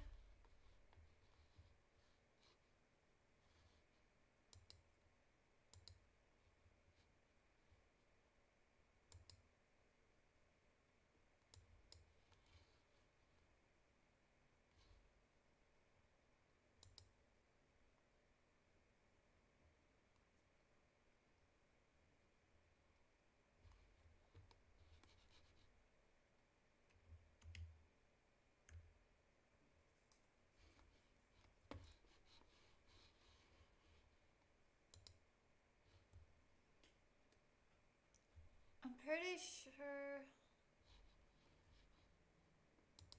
In the Indo-Pacific, meeting with countless countries, join in the Halloween celebrations as they get underway. In the meantime, thank you to mypillow.com/RSBN. One of our friends there, Mike Lindell, the purveyor of free speech, defender of election integrity, and a great overall guy, and just maybe, will be serving in the upper echelons of state government in the wonderful state of Minnesota, where all his factories are. This is made in America, my friends. And if you want a better night's sleep or an even better start to your morning, how about the 6-piece towel set back in stock, normally going for $70, now under $40 at $39.98, a very limited quantity. mypillow.com/RSBN. Call today. Tell me one reason why you don't like Trump. Do not delay. 800-836-7566. Support Mike Lindell and Right Side Broadcasting Network. Over 2,000 products at this site. mypillow.com/RSBN. Thank you for joining us on Right Side Broadcasting Network's prime time on this lovely evening in the Federal City. And at our home headquarters here in the loveliest village on the plains, Auburn, Alabama. That brisk weather came in with the cold fronts over the last few days. Sunshine, I think, over the next couple of days as we get ready to celebrate Halloween. You are not going to want to miss tomorrow's coverage, not only at the White House, so tune in live at 3 p.m. Eastern into the prime time for the Voice of Reason. We have a special Halloween showcase for your viewing pleasure. Get All America First updates and exclusive offers at rsbnetwork.com/newsletter. For all of my colleagues here on the right side of history, I'm Robert McNeely. Have a wonderful evening, and God bless you and yours.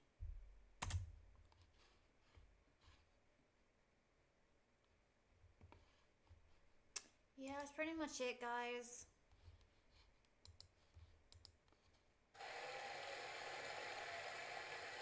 We inherited p.m. Eastern Time, that is 11 a.m. local time there, we expect that President Trump is going to take part in a bilateral meeting that will be with Xi Jinping.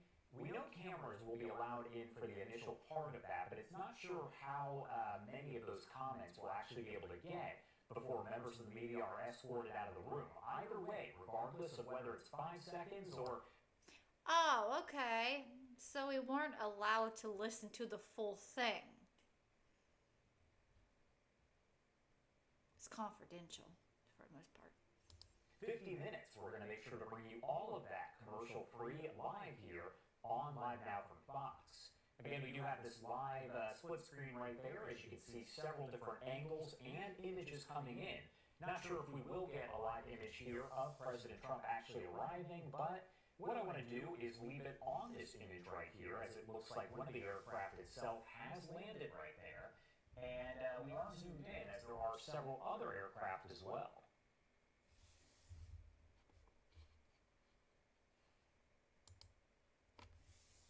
Try not to use foul language in the chat, please.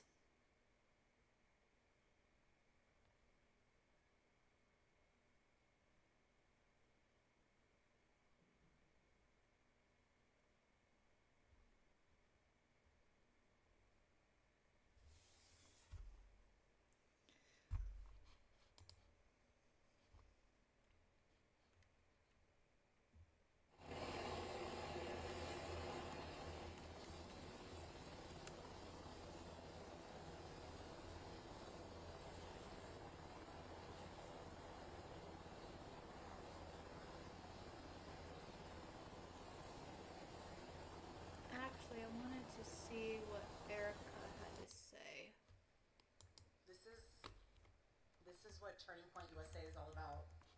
This is what the future of our country is all about. And I want to thank you all also on a personal level for all of your prayers and all of your support, not only for our family, but for the Turning Point USA family, which includes all of you, especially those that are students, a part of the Turning Point USA chapter at Ole Miss. So I love you guys, truly.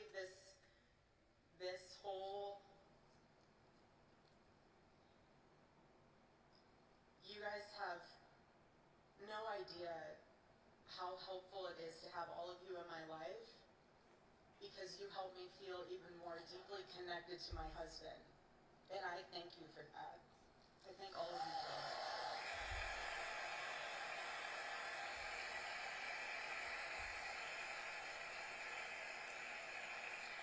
And I say that also because you guys are the heartbeat of Turning Point USA. You're the heartbeat of this organization, and every time we were at an event, especially one that Charlie was speaking at, he would always ask, beforehand, he would always ask Mikey or the team, he'd say, who in the audience is a Turning Point USA chapter leader or chapter member? And whenever there would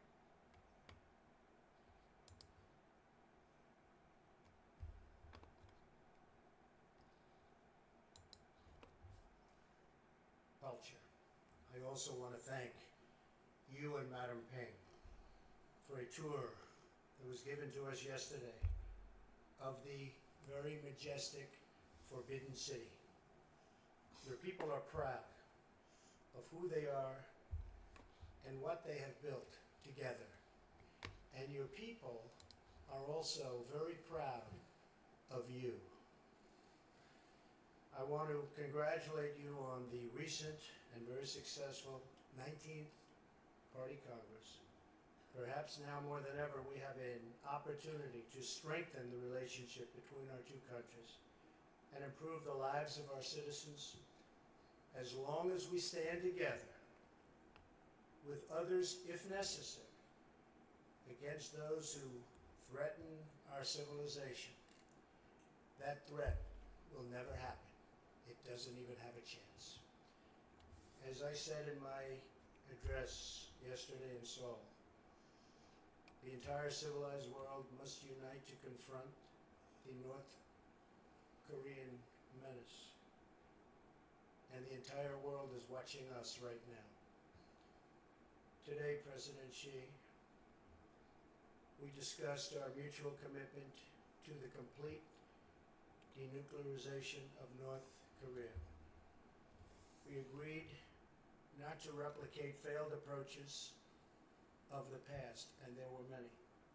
We agreed on the need to fully implement all UN Security Council resolutions on North Korea and to increase economic pressure until North Korea abandons its reckless and dangerous path. All responsible nations must join together to stop arming and financing and even trading with the murderous North Korean regime. Together we have in our power to finally liberate this region and the world from this very serious nuclear menace. But it will require collective action, collective strength, and collective devotion to winning the peace. In order to create a more secure future for all and to protect our citizens from extremism and terrorism, President Xi and I also committed to working toward a peaceful future for Afghanistan. Terrorists are a threat to all of humanity, and we will stop radical Islamic terrorism. The United States and China also face many challenges within our borders. Every year, drug trafficking destroys millions and millions of lives. Today, President Xi and I discuss ways we can enhance coordination to better counter the deadly drug trade and to stop the lethal flow of poisonous drugs into our countries, and into our communities. A special emphasis will be placed on the new phenomena, fentanyl, destroying lives by the millions.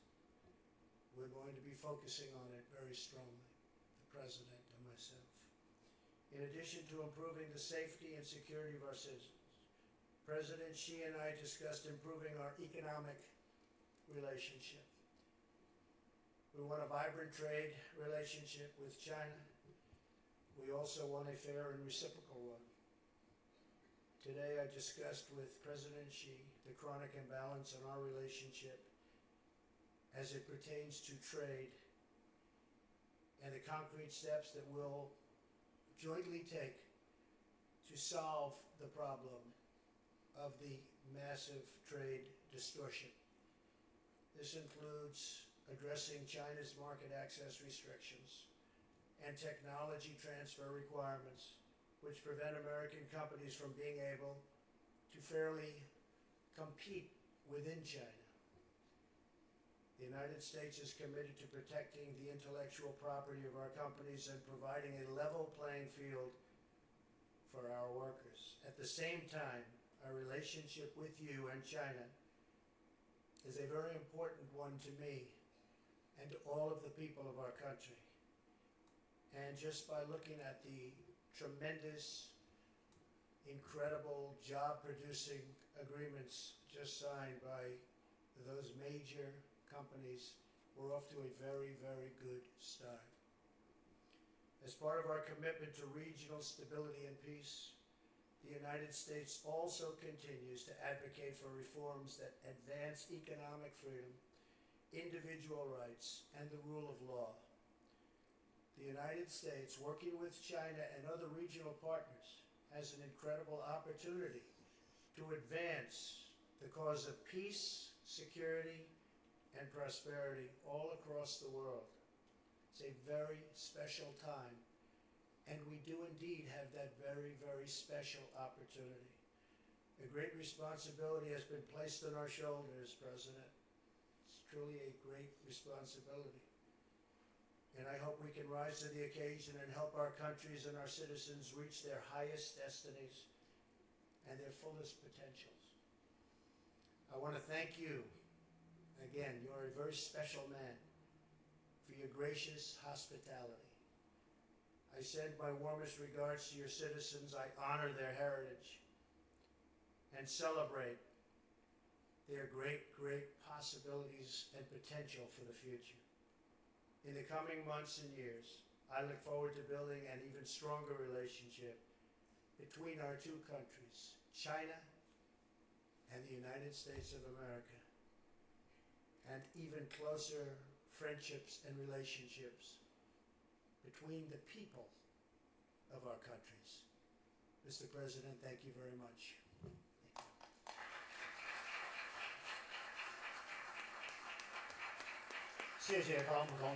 Thank you very much, the Honorable President. This concludes this event. Thank you. Your Honorable President Donald Trump, friends from the press, good afternoon. It is my great pleasure to meet all of you together with President Trump. Let me begin by extending once again warm welcome to the President for his state visit to China. Yesterday and earlier today, the President and I have had in-depth discussions on China-US relations and major international and regional issues of mutual interest. We reviewed the important progress made in the relationship since we met at Mar-a-Lago, and we discussed how to further move forward the relationship in the months ahead in great depth, and we reached a series of new and important consensus. Our meeting is constructive and productive. I shared with the President the policies adopted at the 19th Party Congress. I conveyed China's firm commitment to deeper reform, greater opening up, and a path of peaceful development. and China's desire to expand converging interests with other countries and promoting coordination and cooperation among major countries. President Trump shared with me his domestic reform agenda and foreign policy priorities. The development of China and the United States is mutually reinforcing without contradicting each other. Our respective success serves the common interests of both countries. We believe that facing the complex and changing international landscape, in maintaining world peace and stability, in promoting global development and prosperity, China and the United States, being two large countries, share more common interests, shoulder greater responsibility, and enjoy broader room for cooperation. A healthy, stable, and growing China-US relationship is not only in the fundamental interest of the Chinese and American people, it also meets the expectations of the international community. For China and the United States, win-win cooperation is the only right choice and the pathway toward a better future. We agreed to keep in close touch through mutual visits, meetings, phone calls, and correspondence, with a view to having timely communications on major issues of shared interest.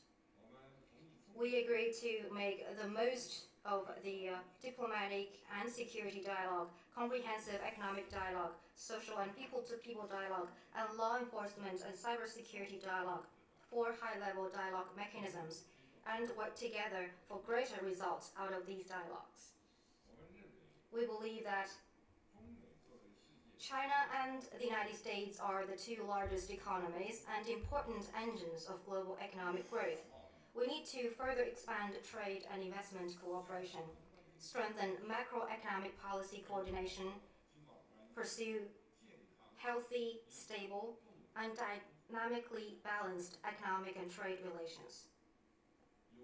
It is necessary to formulate and launch economic cooperation plan for the next phase, to have continued in-depth discussion on trade imbalance, export restrictions, investment environment, market openness, and other issues. And work to support practical cooperation in energy, infrastructure, Belt and Road Initiative, and other areas. Just now, the President and I witnessed the signing of some major cooperation agreements by our businesses. During this visit, the 2 sides signed over $250 billion of commercial deals and 2-way investment agreements.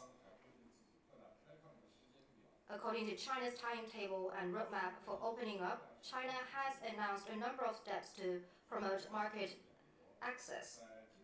This speaks volume of the broad space for further economic and trade cooperation between the 2 countries, which would deliver great benefits to the 2 peoples. We agreed to expand exchange and dialogue between our 2 militaries at various levels.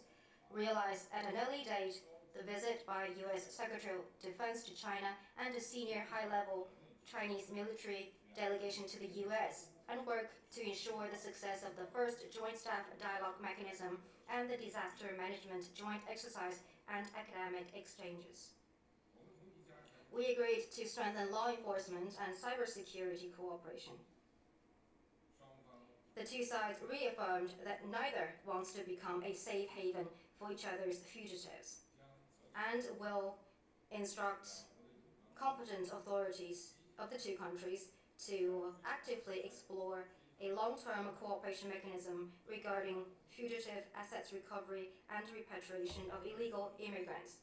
The 2 sides will continue the implementation of the 5-point consensus reached in 2015 to enhance cybersecurity cooperation, including the use of the internet for terrorist purposes and tackling cybercrimes.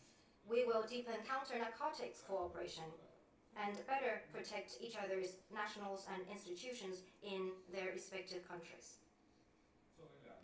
As 2 distinctive countries, our 2 sides may have different views or differences on some issues. This is only natural. The key is to properly handle and manage them. There is far more common interest between our 2 countries than differences.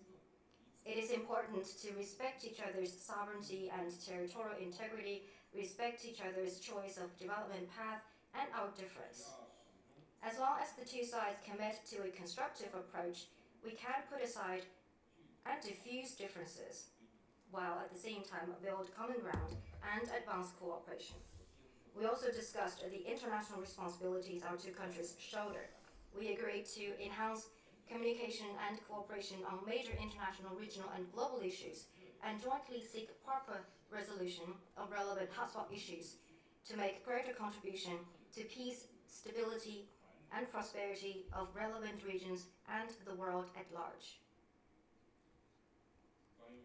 On the Korean Peninsula nuclear issue, we reiterated the firm commitment to achieving denuclearization of the peninsula and upholding international non-proliferation regime. The two sides will continue to fully and strictly implement UN Security Council resolutions. At the same time, the two sides commit to working toward a solution through dialogue and negotiation. And we are ready to discuss with relevant parties the pathway leading to enduring peace and stability in the peninsula and the Northeast Asia. The two sides will maintain communication and cooperation on the Korean Peninsula issue. We believe that China and the United States are countries with important influence in the Asia Pacific. As I said to the President, the Pacific Ocean is big enough to accommodate both China and the United States. The two sides need to step up. Jay, would you like to talk about it? On why you don't like Trump and our creator? Communication and... Because I feel like you came here for a reason. Cooperation on Asia-Pacific affairs, foster common friends, build constructive interactions, and jointly maintain and promote peace and stability and prosperity in the region. We also discussed the Middle East, Afghanistan, and other issues, and agreed to deepen cooperation on counterterrorism, non-proliferation, nuclear security, and stronger support to UN peacekeeping operations. I'll most likely do it tomorrow, but I will be doing a live stream, and we will be talking about our Creator, God, and other things. You are welcome to come into the box. It'll be through Restream. Come into the box, and you don't even have to show yourself if you don't want to. You can keep your camera blank. You have that option, and just talk about it.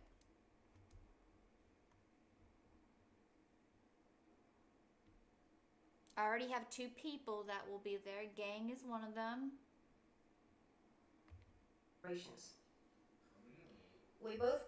I will copy and paste into the chat. You just click on it and accept it, and it will direct you. Believe that friendship between our peoples is the foundation for the sustained growth of China-US relations, and we agreed to further promote people-to-people exchange. We will expand student exchange program, hold China-US Young Makers competition every year, and open additional Young Makers exchange centers in both countries. Ladies and gentlemen, dear friends, President Trump's state visit is a successful and historic visit. Together, the two of us have set out the direction and draw up the blueprint for China-US relations in the coming period. We will work with the United States and act on the consensus we reached, seek further progress in China-US relations to bring greater benefits to our peoples and people across the world. Thank you very much.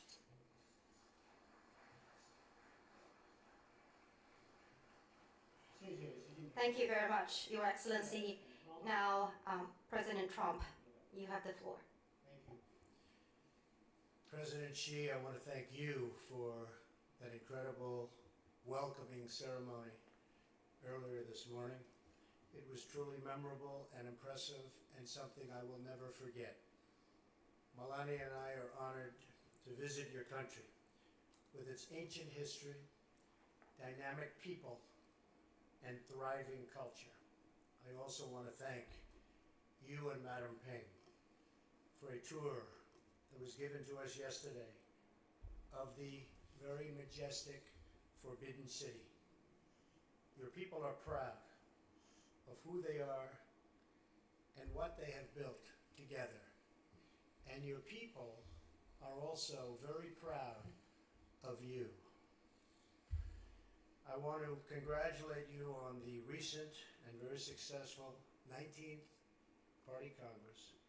Perhaps now more than ever, we have an opportunity to strengthen the relationship between our two countries and improve the lives of our citizens as long as we stand together with others, if necessary, against those who threaten our civilization. That threat will never happen. It doesn't even have a chance. As I said in my address yesterday in Seoul, the entire civilized world must unite to confront the North Korean menace. And the entire world is watching us right now.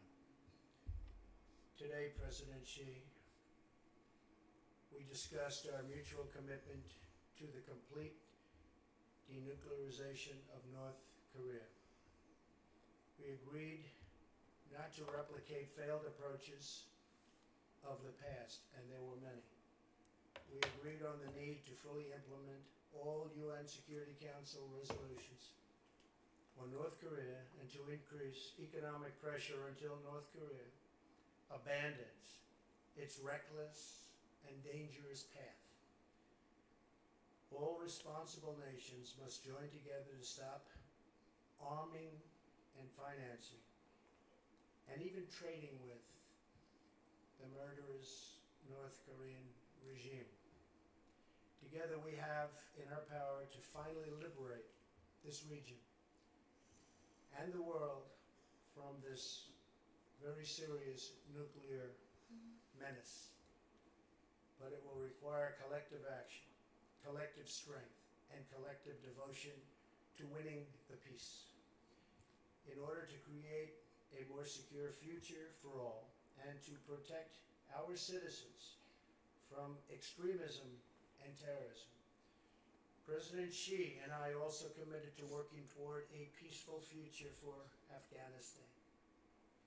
Terrorists are a threat to all of humanity, and we will stop radical Islamic terrorism. The United States and China also face many challenges within our borders. Every year, drug trafficking destroys millions and millions of lives. Today, President Xi and I discussed ways we can enhance coordination to better counter the deadly drug trade and to stop the lethal flow of poisonous drugs into our countries and into our communities. A special emphasis will be placed on the new phenomenon, fentanyl, destroying lives by the millions. We're going to be focusing on it very strongly, the President and myself. In addition to improving the safety and security of our citizens, President Xi and I discussed improving our economic relationship. We want a vibrant trade relationship with China. We also want a fair and reciprocal one. Today I discussed with President Xi the chronic imbalance in our relationship as it pertains to trade and the concrete steps that we'll jointly take to solve the problem of the massive trade distortion. This includes addressing China's market access restrictions and technology transfer requirements which prevent American companies from being able to fairly compete within China. The United States is committed to protecting the intellectual property of our companies and providing a level playing field for our workers. At the same time, our relationship with you and China is a very important one to me and to all of the people of our country. And just by looking at the tremendous, incredible job-producing agreements just signed by those major companies, we're off to a very, very good start. As part of our commitment to regional stability and peace, the United States also continues to advocate for reforms that advance economic freedom, individual rights, and the rule of law.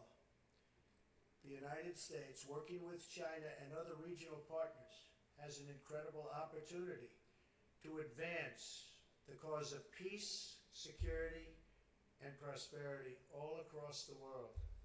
It's a very special time, and we do indeed have that very, very special opportunity. A great responsibility has been placed on our shoulders, President. It's truly a great responsibility.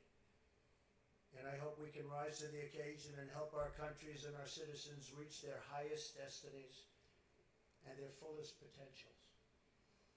I want to thank you. Again, you're a very special man for your gracious hospitality. I send my warmest regards to your citizens. I honor their heritage and celebrate their great, great possibilities and potential for the future.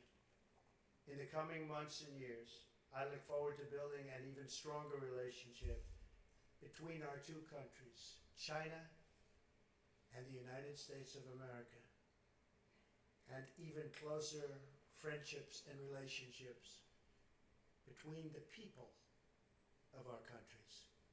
Mr. President, thank you very much.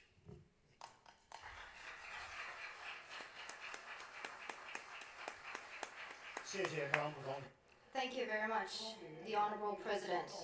This concludes this event. Thank you. Your Honorable President.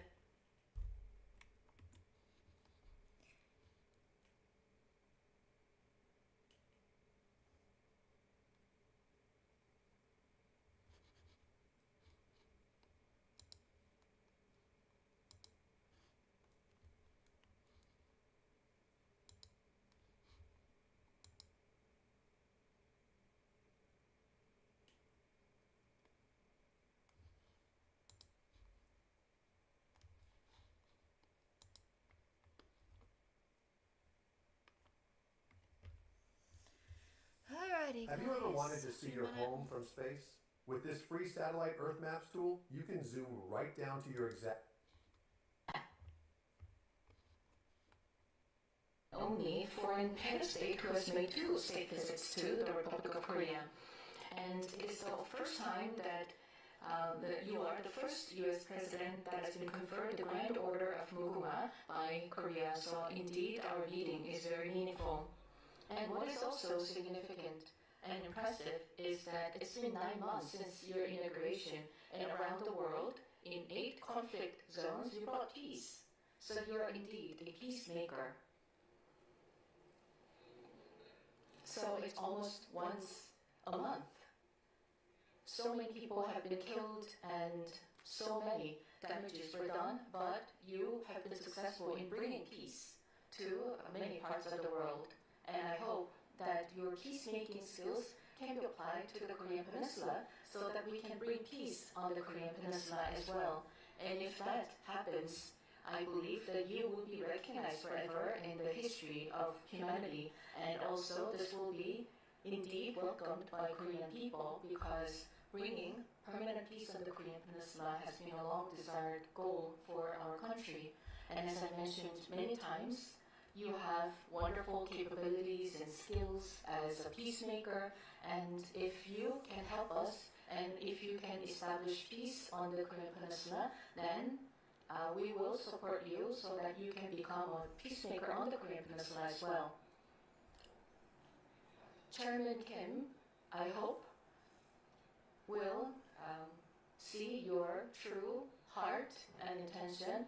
This time, your meeting with Chairman Kim did not happen, but I am very happy that you're willing and open to having a dialogue with Chairman Kim, and the posture itself is a lot for us. And so far, Chairman Kim has not really accepted your good intention and your gesture, so this time it did not happen, but I believe that we've been planting good seeds for a better future, and I hope that your gestures and your words will serve as an opportunity to further open up opportunities for better relations, and we will continue to support your endeavor. As you may know very well, on the Korean Peninsula, a war is going on, technically speaking. So the two Koreas are at war, technically, but with the help of the US and the international community, we have been able to grow our economy and advance our country. And going forward, our bilateral relations are going to focus on modernizing our alliance so that our alliance can become more comprehensive and strategic. Korea has decided to increase our national budget for defense, so military spending and the defense budget will be expanded to further strengthen our military capabilities.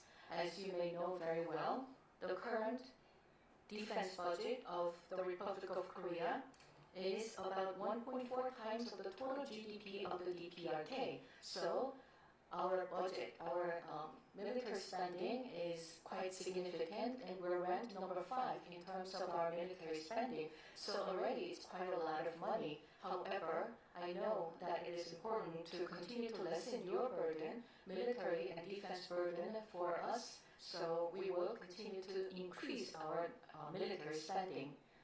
Furthermore, I'd like to mention a few things. When I met with you last time, I didn't have a chance to explain in further detail, so there may be some misunderstanding. But when it comes to submarines powered by nuclear energy, I hope that you will support so that we can get supply of nuclear fuels for submarines. We're not aiming for nuclear-armed submarines, but rather conventionally armed submarines powered by nuclear energy. Because our conventional submarines have limited capabilities, they cannot really effectively monitor and counter any undersea activities from other countries. So if you allow and support the supply of nuclear energy and nuclear fuel for submarines, then we will be assisting building submarines and military vessels. And if we are equipped with nuclear-powered submarines, we can help your activities around this region by providing the patrol and other activities. I understand that you have already expressed support for reprocessing of spent fuel and enrichment of uranium, and if you facilitate the working level consultations between our two countries regarding that, we will be able to achieve good results. And you are now working to make America greater again.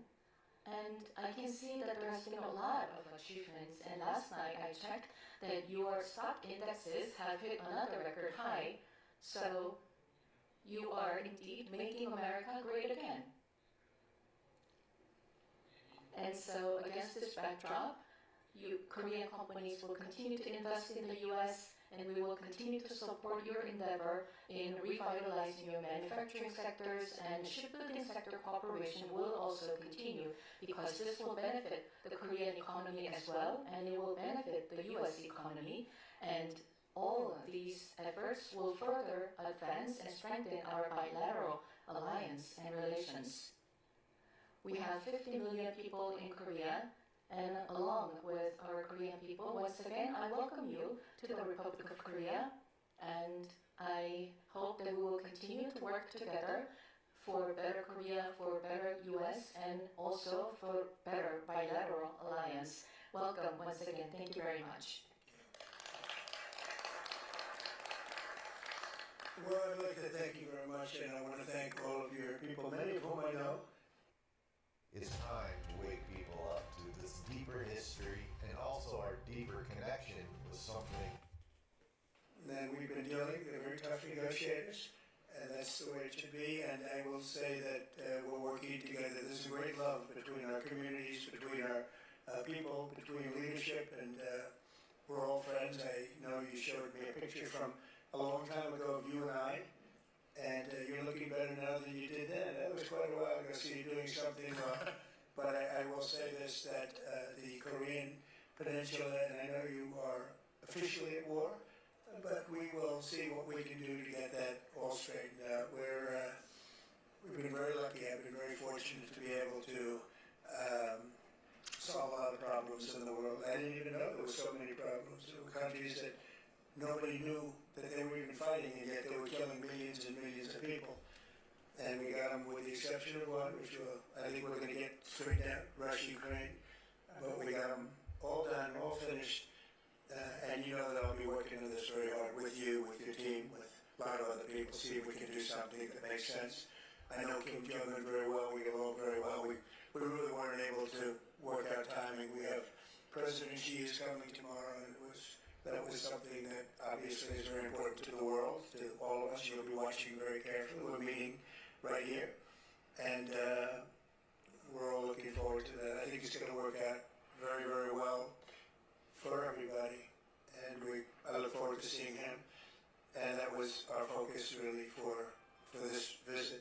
But we'll have other visits, and we'll work very hard with Kim Jong-un and with everybody on getting things straightened out, because that makes sense. You know, I have a couple of phrases that I like. One of them is common sense. It's common sense that should work out, and I feel certain that it will. It may take a little time, that you have to have a little patience, but I feel absolutely certain that it will.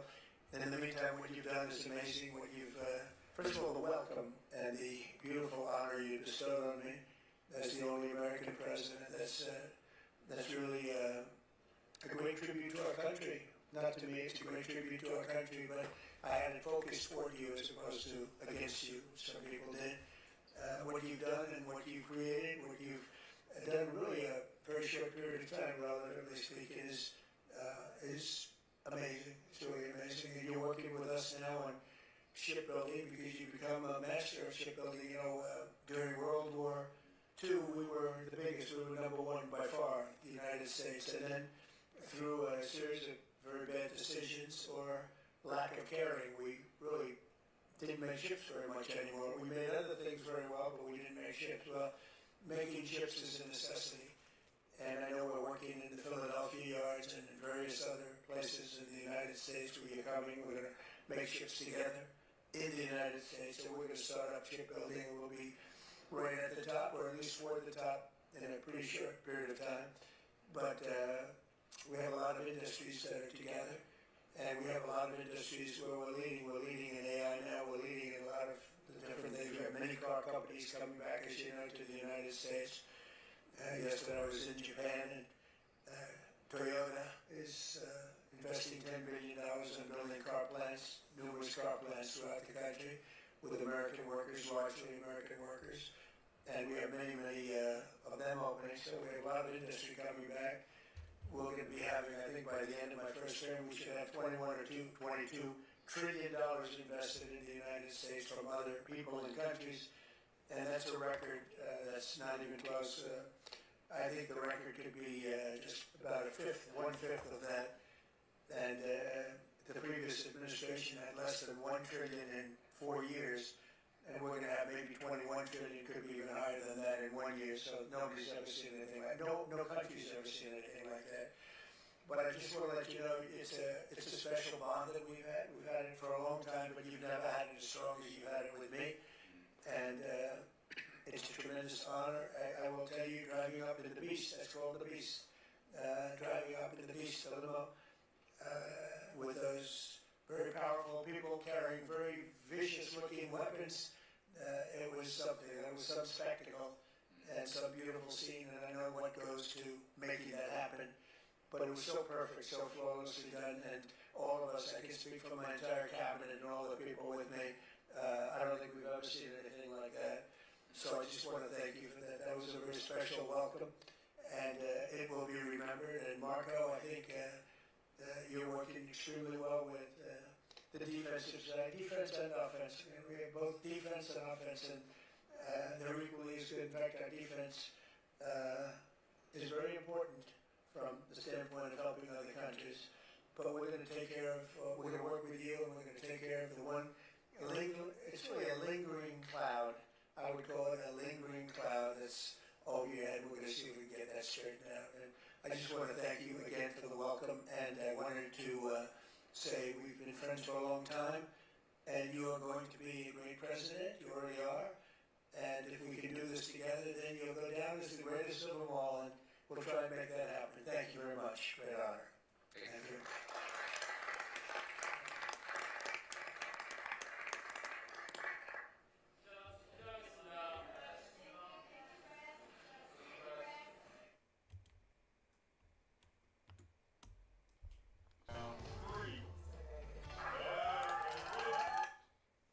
Alrighty, guys, that's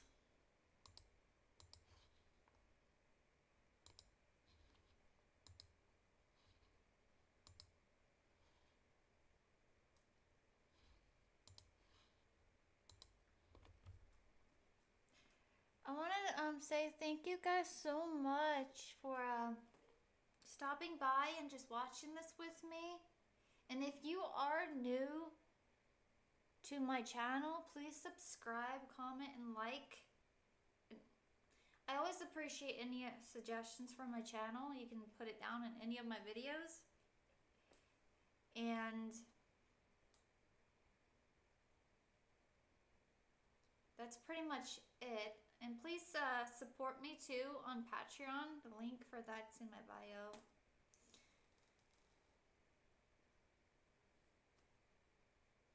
But I most likely will go live tomorrow because Right Side Broadcasting said something about the Halloween, but I guess certain ones will broadcast it before the others. But I will definitely broadcast that. So he said around 3 or 2. I think he said around 3. No, around 2. The other one was actually around 3 though. But I will check in on that and get everything prepared. But I do appreciate you guys coming in. Just the love and the support and helping me grow my channel means a lot to me. And just you interacting with me, I love talking to you guys. So thank you, every one of you. And tell me where everybody's from. You can even put it down in any of the videos. But other than that, everybody have a blessed night. Be safe. And I will see you guys in my next stream.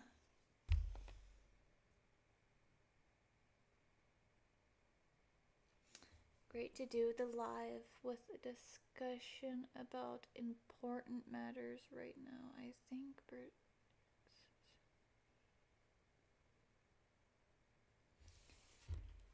we can discuss anything that's on your mind.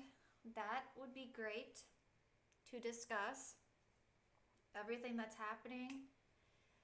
What we can do to better our nation. Topics about even Trump, our Lord and Savior. We'll discuss all of that.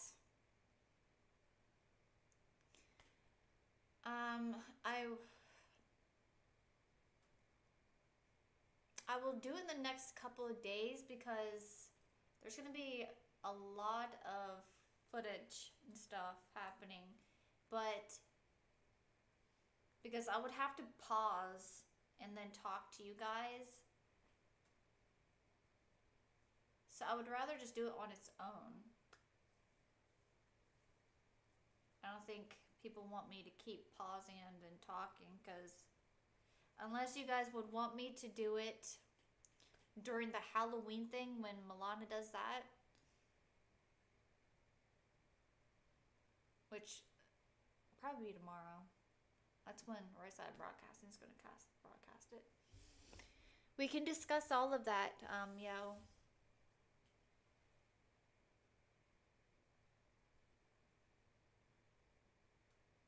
But just let me know. I'd be more than happy to set it up tomorrow, and we can do that. It'll have to be in the evening though, because I feel like more people will come in more so in the evening than the morning.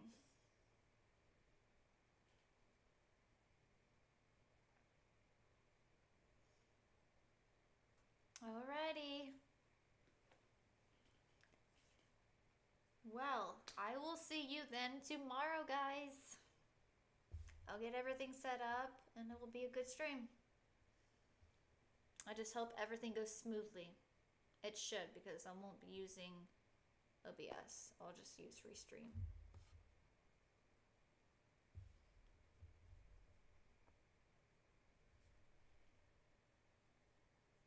Yeah.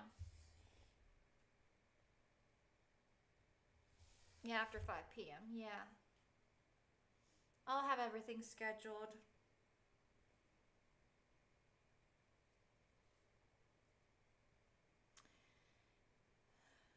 But other than that, everybody have a blessed night, and thank you so much for the likes and the hearts. Does anybody else have anything else they want to put in the chat before I end the stream? Because I don't want to just cut you guys off like that. I'm not that type of person.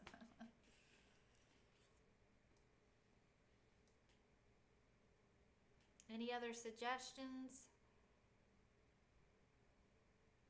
Oh, and I also want to state too, well, note, if any of your messages gets removed from any of the videos that you commented on, it was not me, it was YouTube. If it goes against YouTube's guidelines, they will remove it, or it will not be, it won't appear. Now the chat's a little different. I have to, if certain messages goes against YouTube's guidelines, and it's held in review, so.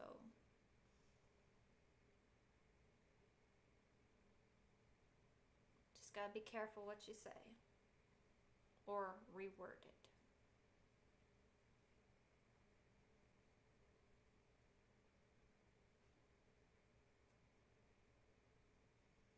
I know a lot of you saying that some of your messages aren't going through, so I just wanted to let you know that it wasn't me that removed it. But check out my new short videos too. I have nothing more to say, so everybody have a good night, okay? And just stay safe. God bless everyone.